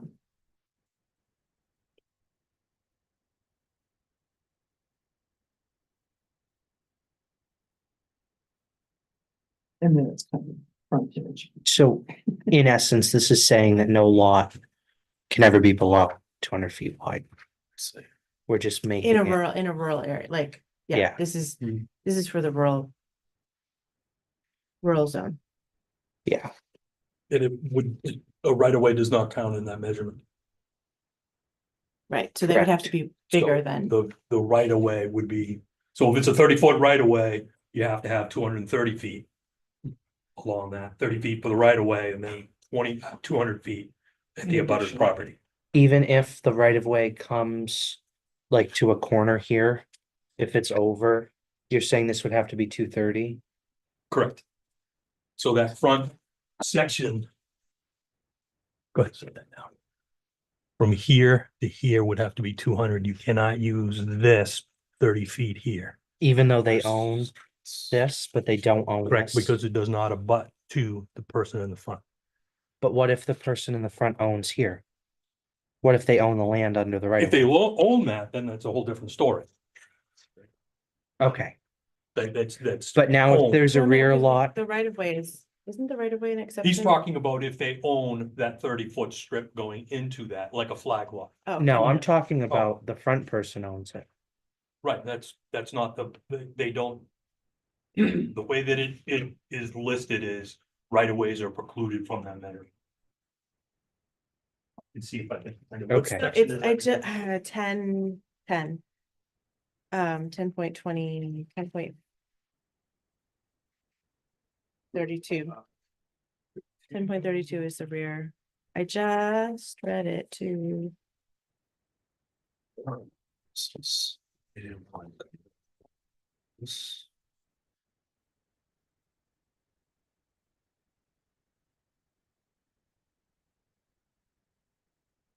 Yeah, 1032-3. Yeah,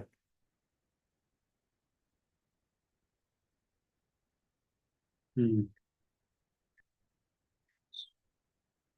And then the 1032-4 is the one that talks about that distance.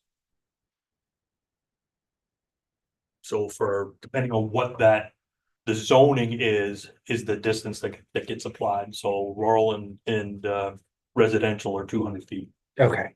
but for other districts. Right, It's different. it's all based on zoning. And in the village, there is no road frontage requirement. Use the road Correct. frontage, So, the existing.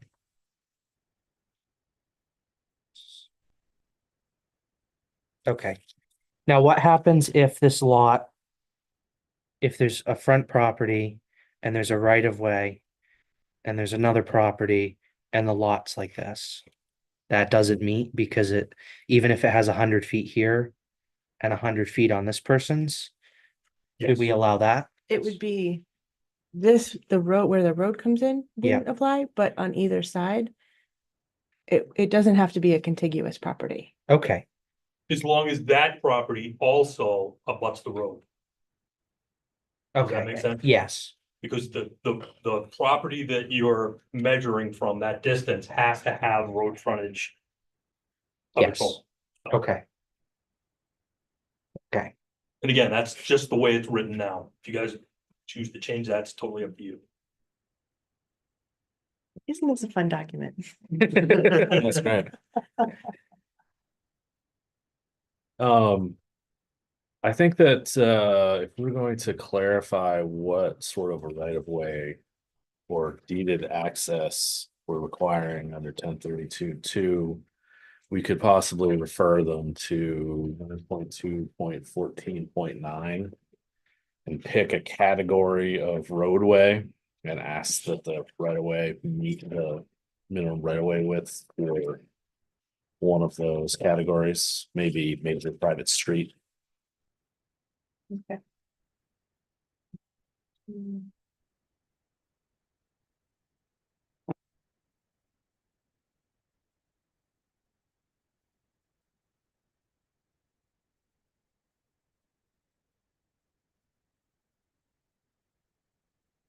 Where did we land on the has road frontage versus has no road frontage in terms of defining a rear lot? Or 10.32.6 really, so.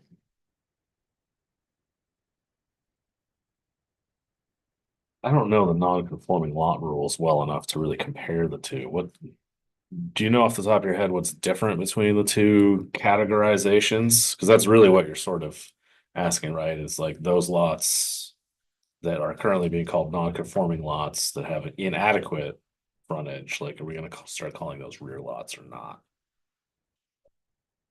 A rear lot would be considered a non-conforming lot because it doesn't have that, but this would be like an exemption. So that if you have this rear lot and it meets these criteria, then it's buildable. So the minimum lot size right now is like for rural. You gotta have 30 feet setback on your sides and back, and you gotta have 75 in the front. You gotta have 200 feet of road frontage, and you gotta have this. So for it to be a non-conforming lot, it doesn't have that. And this is kind of like that exemption, so that if you have a back lot, you're allowed to make it buildable, but it has to meet this criteria for that back lot. So that's what you're looking to do. Okay, I mean, I guess it's two different scenarios. And this, you know, I'd say that non-conforming lots probably include this, but this is a specific case. I don't see why we can't have those things continue to be separate Originally, designations. I mean, it doesn't make sense to merge them together because non-conforming lot, you know, includes so many other different, right. like, scenarios. Originally, Max's interpretation of the way that it was written was that they could own no frontage on that. There's no such thing as the flag lot. You own this section and it's under that 200 feet and it goes back. Max's interpretation of the land use ordinances, that doesn't exist. Under the rear lot definition as it Correct. is now. Okay. And when we read it, we kind of got a mixed message about that, the way that it was written. And we sent a note to a letter to MMA, and I think they came back and they said yes, that would not preclude them from having that as long as they meet that 200-foot, you know, benchmark that we had set on the front property. Okay.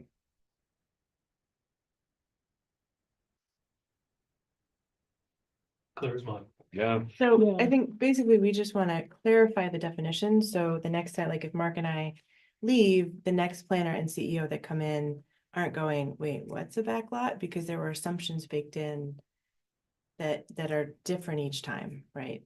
Because it's not clear and there's no official definition of a rear lot in the book. And I guess my biggest question to the board is, do you want to allow it just with right of way and having that setback? I mean, the property front distance that is equal to whatever it is on the thing? Or do you want to allow so that if they own that small section and it doesn't meet the 200, that's, you know, a flag lot per se? Do you want to allow flag lots? Because we got to clean up the language. And it depends on which way you want to go. Either we're okay with flag lots and as long as they meet the requirements of that, or is it just for somebody that has no access other than a right of way? But what has been going on is they've been creating lots by just creating right of ways. So that's been a go around from that whole process, is to say, all right, well, I'm gonna, you know, do a go around. I'm gonna give the land to my neighbor, or my father owns that front lot. I want to build out back. He's just gonna give me a right of way. I don't own any property now. And now I can build back there. So. To clarify, if somebody owned 50 feet of road frontage and it was shaped like an L Mhm. and the whole lot was like 10 acres, definitely met all the requirements. Are you approving that or are you denying that? Max would have denied it. We are approving it. Our definitions have changed through talking to MMA Legal. Their interpretation and what we had come up with was that if they own that and they still meet that distance, that we're okay with that. But it's very ambiguous the way that things are written. It seems like maybe we, as much as I hate to say it, need to add a flag lot definition Mhm. because it's So sort of make its back lot a own- back lot and then add flag lot. Yeah, it just. seems- I mean, because it's not the same thing. It isn't, It's- yeah, I agree with you. I mean, in a lot of ways, I think we probably ought to make them sort of match up in the requirements, like if we want there to be 50 feet of access, then, you know, and they don't have it, then get the extra footage, in an easement or whatever from the butter and. That might be the easiest Yeah. thing, define what a flag lot is and then say it must meet the same standards as what a back lot is. Yeah. And you're, And with the flag lot, did I hear you say that you don't need the 200 feet if you actually have the road access, the 50 feet of road access? they still have to meet The 200. road access Okay, or combination. If they own it, whatever they own on that road, plus whatever they abut to with that other front lot. So they still have Have to to meet it, but equal. instead of just on the back lot, it's whatever they own plus whatever. okay, so if you can add X plus Y, Yeah. Right, you And can't add the within right of 200. way, Yeah. you can add the Okay. distance if it's owned by you. that clarifies it for me. Okay. Yeah, I think you can't get away with the flag lot definition. Yeah. Okay. We will add a flag lot definition. That was all that I had updated thus far. You wanted to add, in Article 2. We wanted to add town planner because the CEO is mentioned. Town planner is not, but then town planner is mentioned throughout the Rest of the rest of the document. document. I know, it's an anomaly. There's another anomaly in just- there that basically talks about it's the code enforcement officer that basically deals with and gives the information and stuff like that to the planning board and the appeals board, and that's not the case. And I conferred with the town manager, and she confirmed that that is the responsibility of the town planner. So it really needs to be changed. Just clarified and. And to be honest with you, not so much the planning board. I mean, I work with the planning board and I'm supposed to attend all the meetings.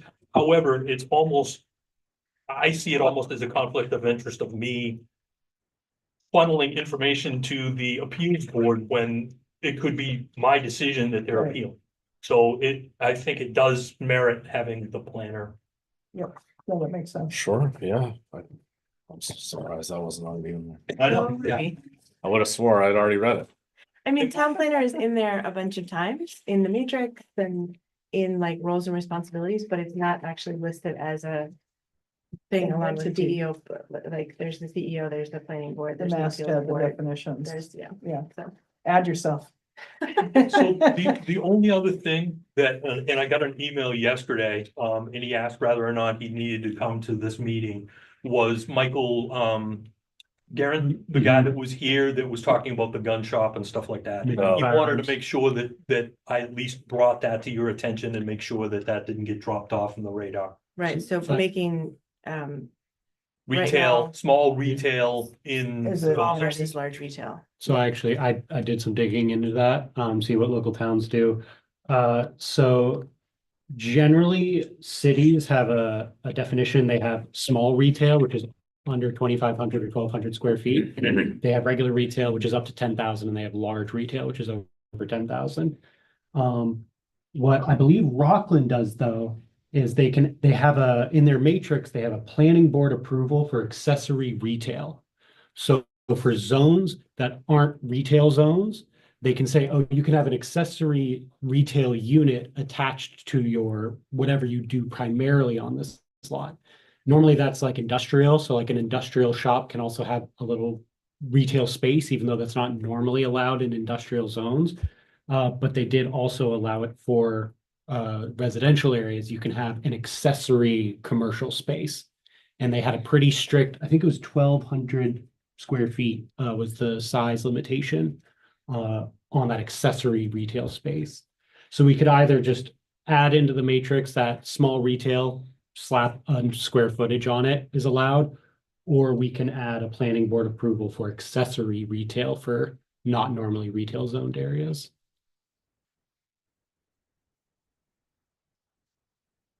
The accessory retail almost, when I hear that expression, I conjure up in my brain just what we're talking about in this case. Yeah, like, oh, it's a home, but he also just wants to have a little store next to it. Right, Um, selling whatever, yeah.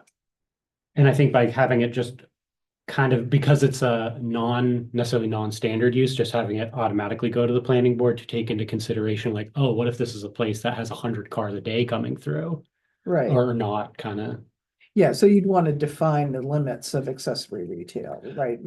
Like what would kick it up to the next level? Well, generally, all the ones I found just used square footage, Okay. with the understanding that if it did impact traffic, that's like there are separate mechanisms already in place if a use is causing an increase in traffic. Gotcha. There are already mechanisms kind of in place for that. So most places just went with a standard square footage, usually 1,200 or 2,500. Which is a lot, like 1,200 Yeah. square foot space is not a small Right, space. right, Like, I don't even think, 30 by 40. yeah. The only thing I would suggest that you define is, are you talking about retail space, square footage, or the size of the building where that retail space is going to be Mm. held? Because if somebody has a repair shop and then he's selling Yeah. products and it's only this small space, does that count? Or is it the total square Yeah. footage of the building? Right. This is issue specific, but this guy is currently running it as a home business. Yeah. We're allowing him to continue. There was a permit that was issued for a home occupation under his old home. And he was licensed to do his gun sales out of that. I'm honoring that agreement, even though that was not. It should not have been allowed under the definitions of home occupation. What are those? Where is that home occupation Home section? occupation, I think it has to do, where is the? Because my question is, if it's a home occupation or like something you're doing out of your garage, is there also a difference between whether if it's on the same property, if it's an attached or a detached garage? Like if it's in your garage, are we gonna make them go through this whole process? It is, my interpretation of what this is if it's inside the home.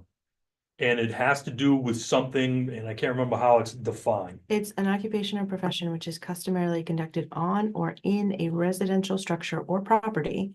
So it could be a garage, and which If it's is attached. clearly incidental to the and compatible with the residential use of the property and surrounding residential uses, and which employs no more than 4 persons other than the family members residing in the home.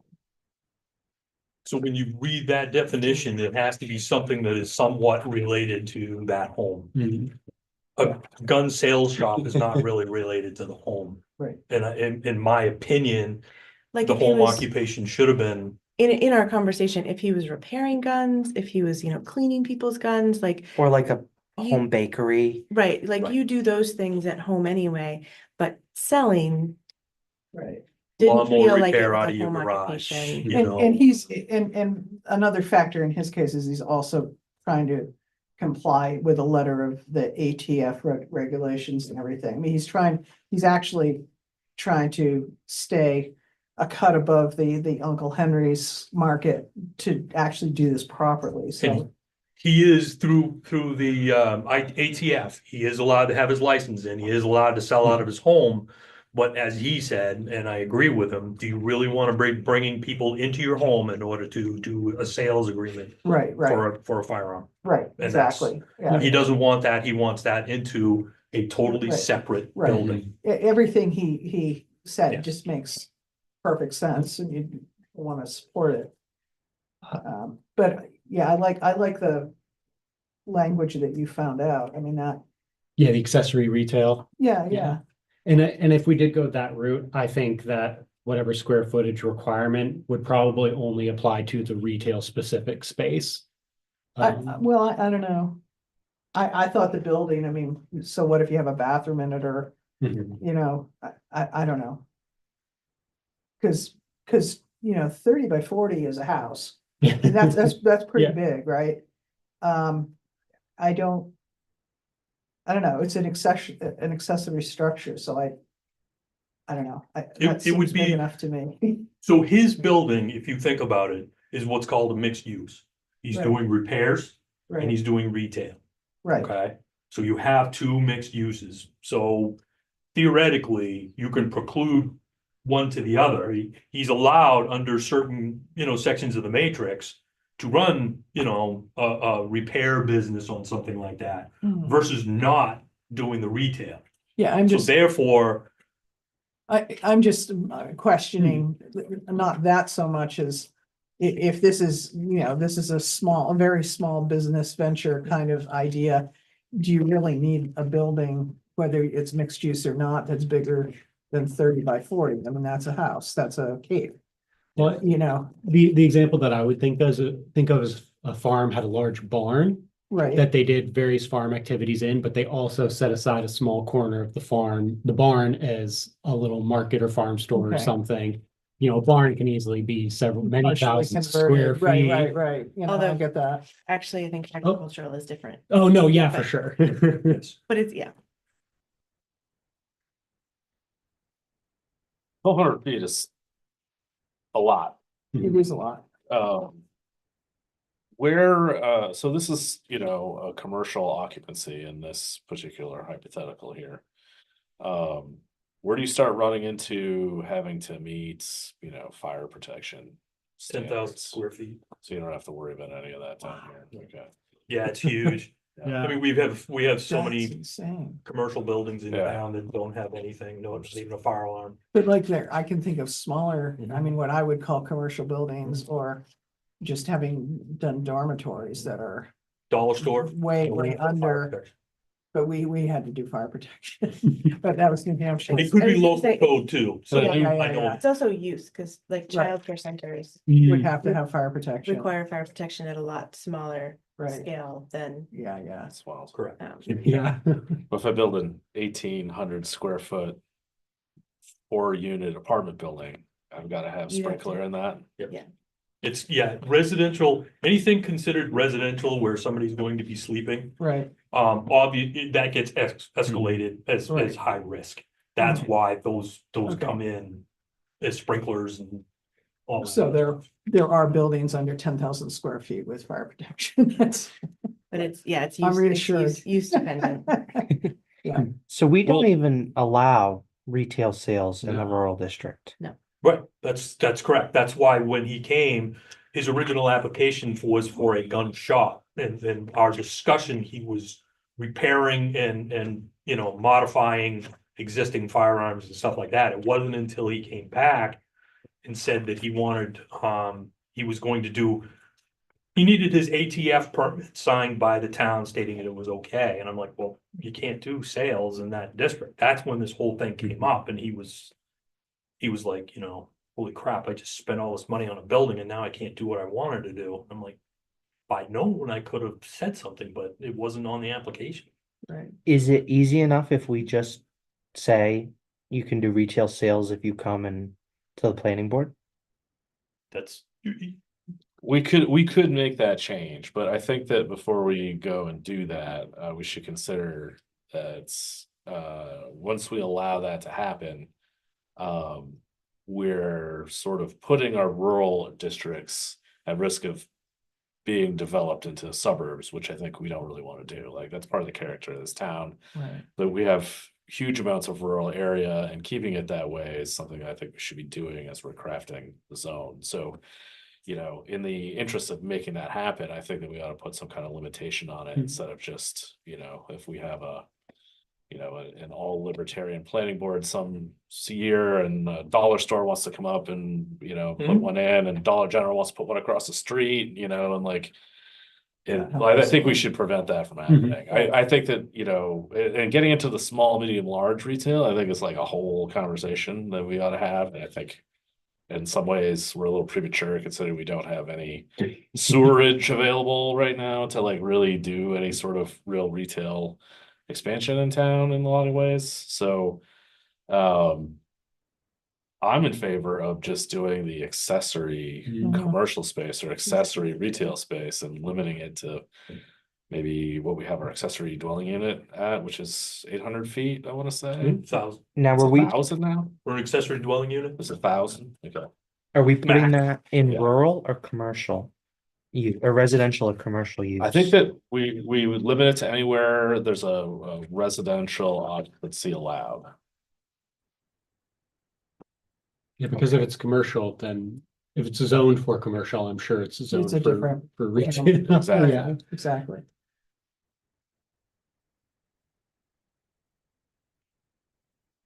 I like that. I think there's a lot of people who have home businesses that fall Yeah. exactly into And that I- category. Yeah. And I don't think someone having a little carpentry shop next to their house where they sell birdhouses is Yeah, gonna ruin our rural character. Yeah, the only thing that I would throw out to the board is, would you want to put some type of restriction on roadside signs? Hmm. Just if you're Mhm. talking about the character of the neighborhoods and stuff like that, you could put it on the building, but you can't put it on, a self-standing out towards the road. Is that something that is? Well, isn't there already a limit on signage on rural zones? Like, is it one sign per There's, lot? there's limits on sizing and stuff like that, Yeah. but it still has to meet setbacks and stuff like Yeah. that, so they can have it within 2 feet of the road. Hmm. So, I'm thinking this is on Manktown Road. And Ellen Winchenbach cut hair up there for 30 years. She had a sign. Mhm. That's a home occupation. I don't know if it makes sense to limit it. Yeah, I feel like if you're like your driveway set back in, I would rather somebody know. I mean, you can limit the size of it, but something like a shingle off of your mailbox kind of thing. I'd rather have that and people know where they're going than driving up my driveway looking for, good point.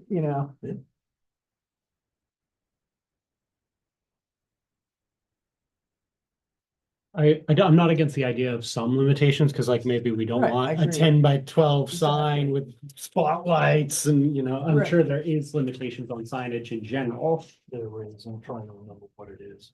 So I mean, even if that, where if it that is. general limitation 20 pages, but is. where is it? Signed. I think it's in chapter 10, yes? No, 7. I'd say those general limitations are already restrictive enough. I wouldn't sweat it, but 7. or 7.10 rather. I know what you meant. So a freestanding sign in the rural district, you're talking about, 32 feet by 12. 32 feet. 32 square feet total. oh, okay. No more than 12 feet tall. Size, 32 square feet, height is 12 feet. So 32 square feet. Yeah, So a So- piece of plywood, yeah. which still seems a little bit big to me, but like a quarter of that, but I mean, I'm all for wayfinding and, that's unobtrusive, but again, you don't want people driving all over everybody else's property looking for. And they have to they can't just put it up, they have to get a sign permit. Correct? And it would follow the guidelines in Yeah. that chapter. Yeah. Yeah, that works. The only thing I would add is maybe something like in this freestanding commercial kiosk section where it mentions that there's adequate parking, pull off, not any crazy impacts as the result of this. Yeah, because we talked about that, with Yeah. him, that because I feel very strongly that anything that whatever parking needs to be contained on the property. Yeah. It should not have people parking on the side of the Mhm. road to engage in a business. Yeah. Yeah, we had talked about that in another context. Yeah. We talked about that there was a state statute that we should be referencing Yeah. about that. Correct me if I'm wrong, because I keep asking you about it. That has to do with residential dwellings, correct? It doesn't have to do with businesses, so. Hmm. You can do whatever you want business wise. It's just the residential dwellings that you can't limit. Apartment complexes that. Well, they can't do whatever they want because we have a matrix for parking. Well, no, but I'm talking about the state is not, the state is Right, silent when it comes to. the new law that is coming down is for residential parking only. Mhm. And I do need to put those updates in here. Yeah, I just, I mentioned it before, that horrible accident in Wiscasset on Route 1, at one of those like buried stands on the side of the road, and there are people that were on the shoulder or, there just wasn't parking to get them off the road, and these two women from the Netherlands or something were killed when a car came. Yeah, I mean, I'm just looking at these like subsections under freestanding commercial kiosks where it shall be designed to safely accommodate traffic. It shall not reduce the required parking spaces necessary for adjacent uses, like as just some basic requirements that the addition of this accessory retail space doesn't impede other parking, other driveways, and it's all accounted for. Right.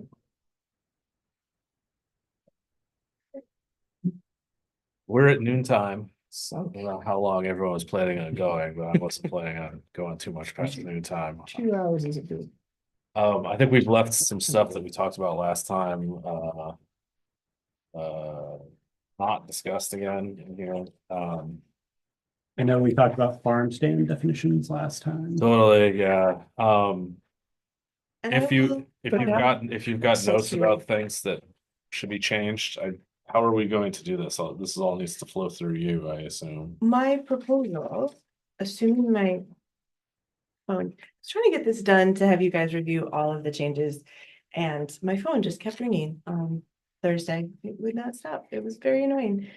All good questions, but my proposal is that I type these up in the changes. I send them out to you guys to review before the meeting. And then if we have, we use our next planning board meeting, which I am not going to be here for, but Mark, you said on the 12th. Mhm. I will not be there either. Okay, and Johnny Cosno has not resigned, but has stepped back for personal reasons. Okay. For the interim. So I think at a planning board meeting, we would have you three. If we held it in the evening, because Eric is gone at least for another couple of weeks. Okay. So I think we've got a quorum. I think we still need to work through some stuff, and maybe what we'll have to do is like I'm trying to remember when there's no Eric is applications for. right, and Eric is back in April. I know he's back in, I'm pretty sure he's back in April, but I don't I didn't remember. know if it was mid-March or April. Yeah, it might be sooner than. Yeah. Definitely by the April meeting was what I remember. If Yeah. we were gonna hold a second meeting in March on, say, the second Thursday at 6 o'clock our normal time, which is when we usually do our second meetings if we have to have one, would that be available? So that we can have, as many people here to If I discuss and vote on everything, so we can get this out to the planning board. Yeah, if I remember Or select board. correctly, on not having my calendar in front of me, I think I get back to town on the 25th of March. Wednesday. The day before. I think you'll run into budget meetings. On the second Thursday, Well, I think it's second- possible. I'm not sure what dates they set up. But Julie would know. yeah, I don't, hold on. I can also look at that calendar if you give me a second.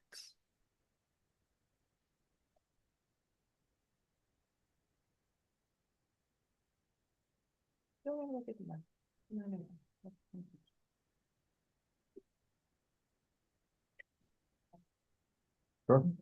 Is it possible to get a copy of the Rockland ordinance and the changes that were talked about for the tower stuff? Or is that only for your? No, it should be, because this is a public meeting, so we should be able to share it. Yeah. And the Rockland ordinance is on. Rockland. Yeah, we don't, that wasn't passed out here. Oh, okay. It was the state. Oh, the state one. Yeah, State it one, was- we also. Yeah, I will, Which is I different. have not posted those yet because I was working to them up until the last minute, but I will post them online. No, we're. I will do that as soon as this meeting ends. Comments room, okay. I think in Rockland, it's under chapter 18. Okay. Kitty, if you want, I can go ask. Nope, I'm just trying to get rid of my MCOG calendar. Oh, It's hard to see, I have it right I think I can ask Julie, she know. there. Okay, what,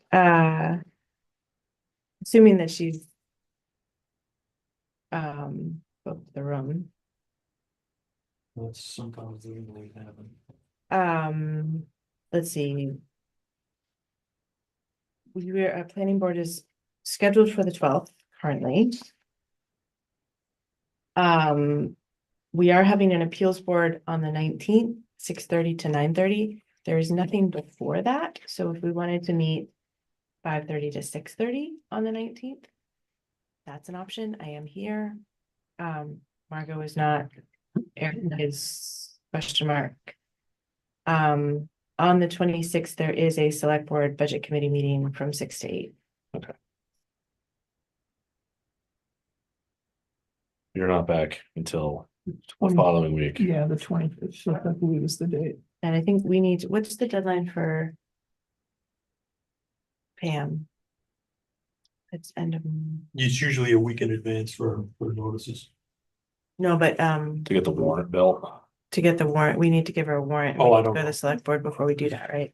Yeah, there probably is some deadline before that select board date. We've usually held these votes at the first planning board meeting in March, but I don't know when between that meeting and the first select board meeting in April, that deadline actually sits. I will confirm. Yeah. I can Let's- actually go do that Let's now. start with that. I have a quick procedural question. I'm sure we want to wrap this up. That's totally fine. I did gather a bunch of farm stand definitions. Oh, yeah. Just as examples and places to go from.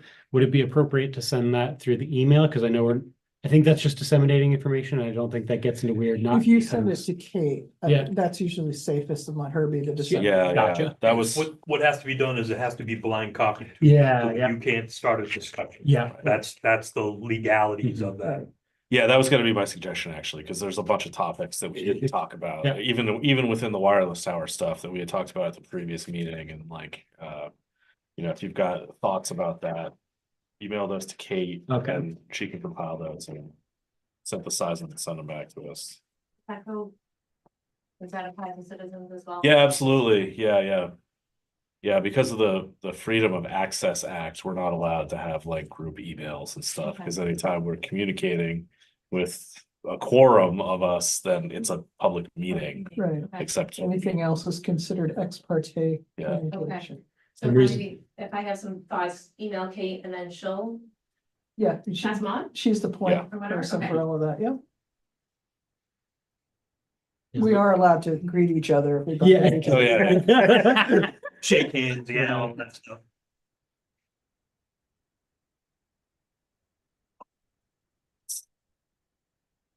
So when do we think that Dunkin' Donuts is gonna move?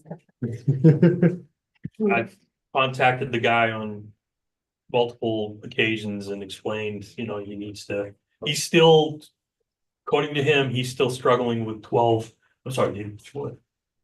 Cancel the meeting? or- No, I wanted to wait to hear what Pam had to say. Oh, okay. Yeah. So, he's dealing with power issues. He needs 3-phase power for a lot of the equipment that's gonna be in the Gotcha. Dunkin' Donuts. He's trying to work with Hannaford's to come behind everything instead of coming from the street and having power in. It would save him a bunch of money. Yeah. And it's just Hannaford's home office and him going back and forth. He still Lord. does not have an answer on what is going on with that. And then we have the DOT issue hanging over the head as well. So he does have three-phase power on Route 1, right in that location? He probably does, but is it on, I don't know, is it on the other side of the road? And he has to, either run it from a pole or he's gotta run it underground, which means a street opening and it's just more money versus running it overhead from Hannaford's out back and that way. So I think he's trying to do it the least expensive way possible, so. You think his monthly revenue on running that restaurant would be greater than whatever he's gonna save on putting in one or maybe two poles. Right. Yeah. Just, Especially if you can drive in and out more easily. yeah. Yeah. So, Anything is better than what's out there now. You know, what fascinated me too was the lack of the import in doing something about the driveway that connected to 32.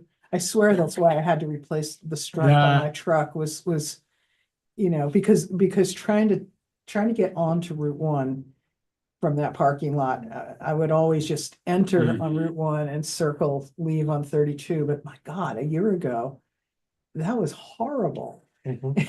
One of the things that Max was working with is trying to work with the guy that owns the property that Tucker Chevrolet is on. Right. And whether or not that property included what was the old gas station right next to the Dunkin' Donuts, they could. DOT wants to limit the access onto Route 1 because too Right. many entrances, it just causes hate and discontent. well- But what they want is one entrance coming off from Route 1, and then you have an entrance that basically spans the distance of all the businesses that you would have.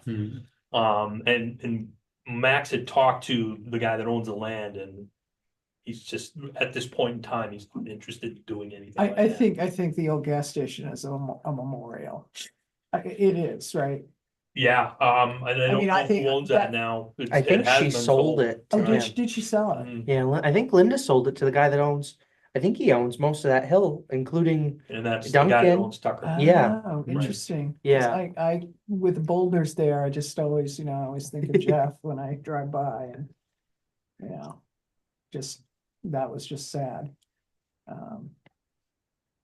But yeah, that is it's the fact that the intersection is right there. It is the most insane location.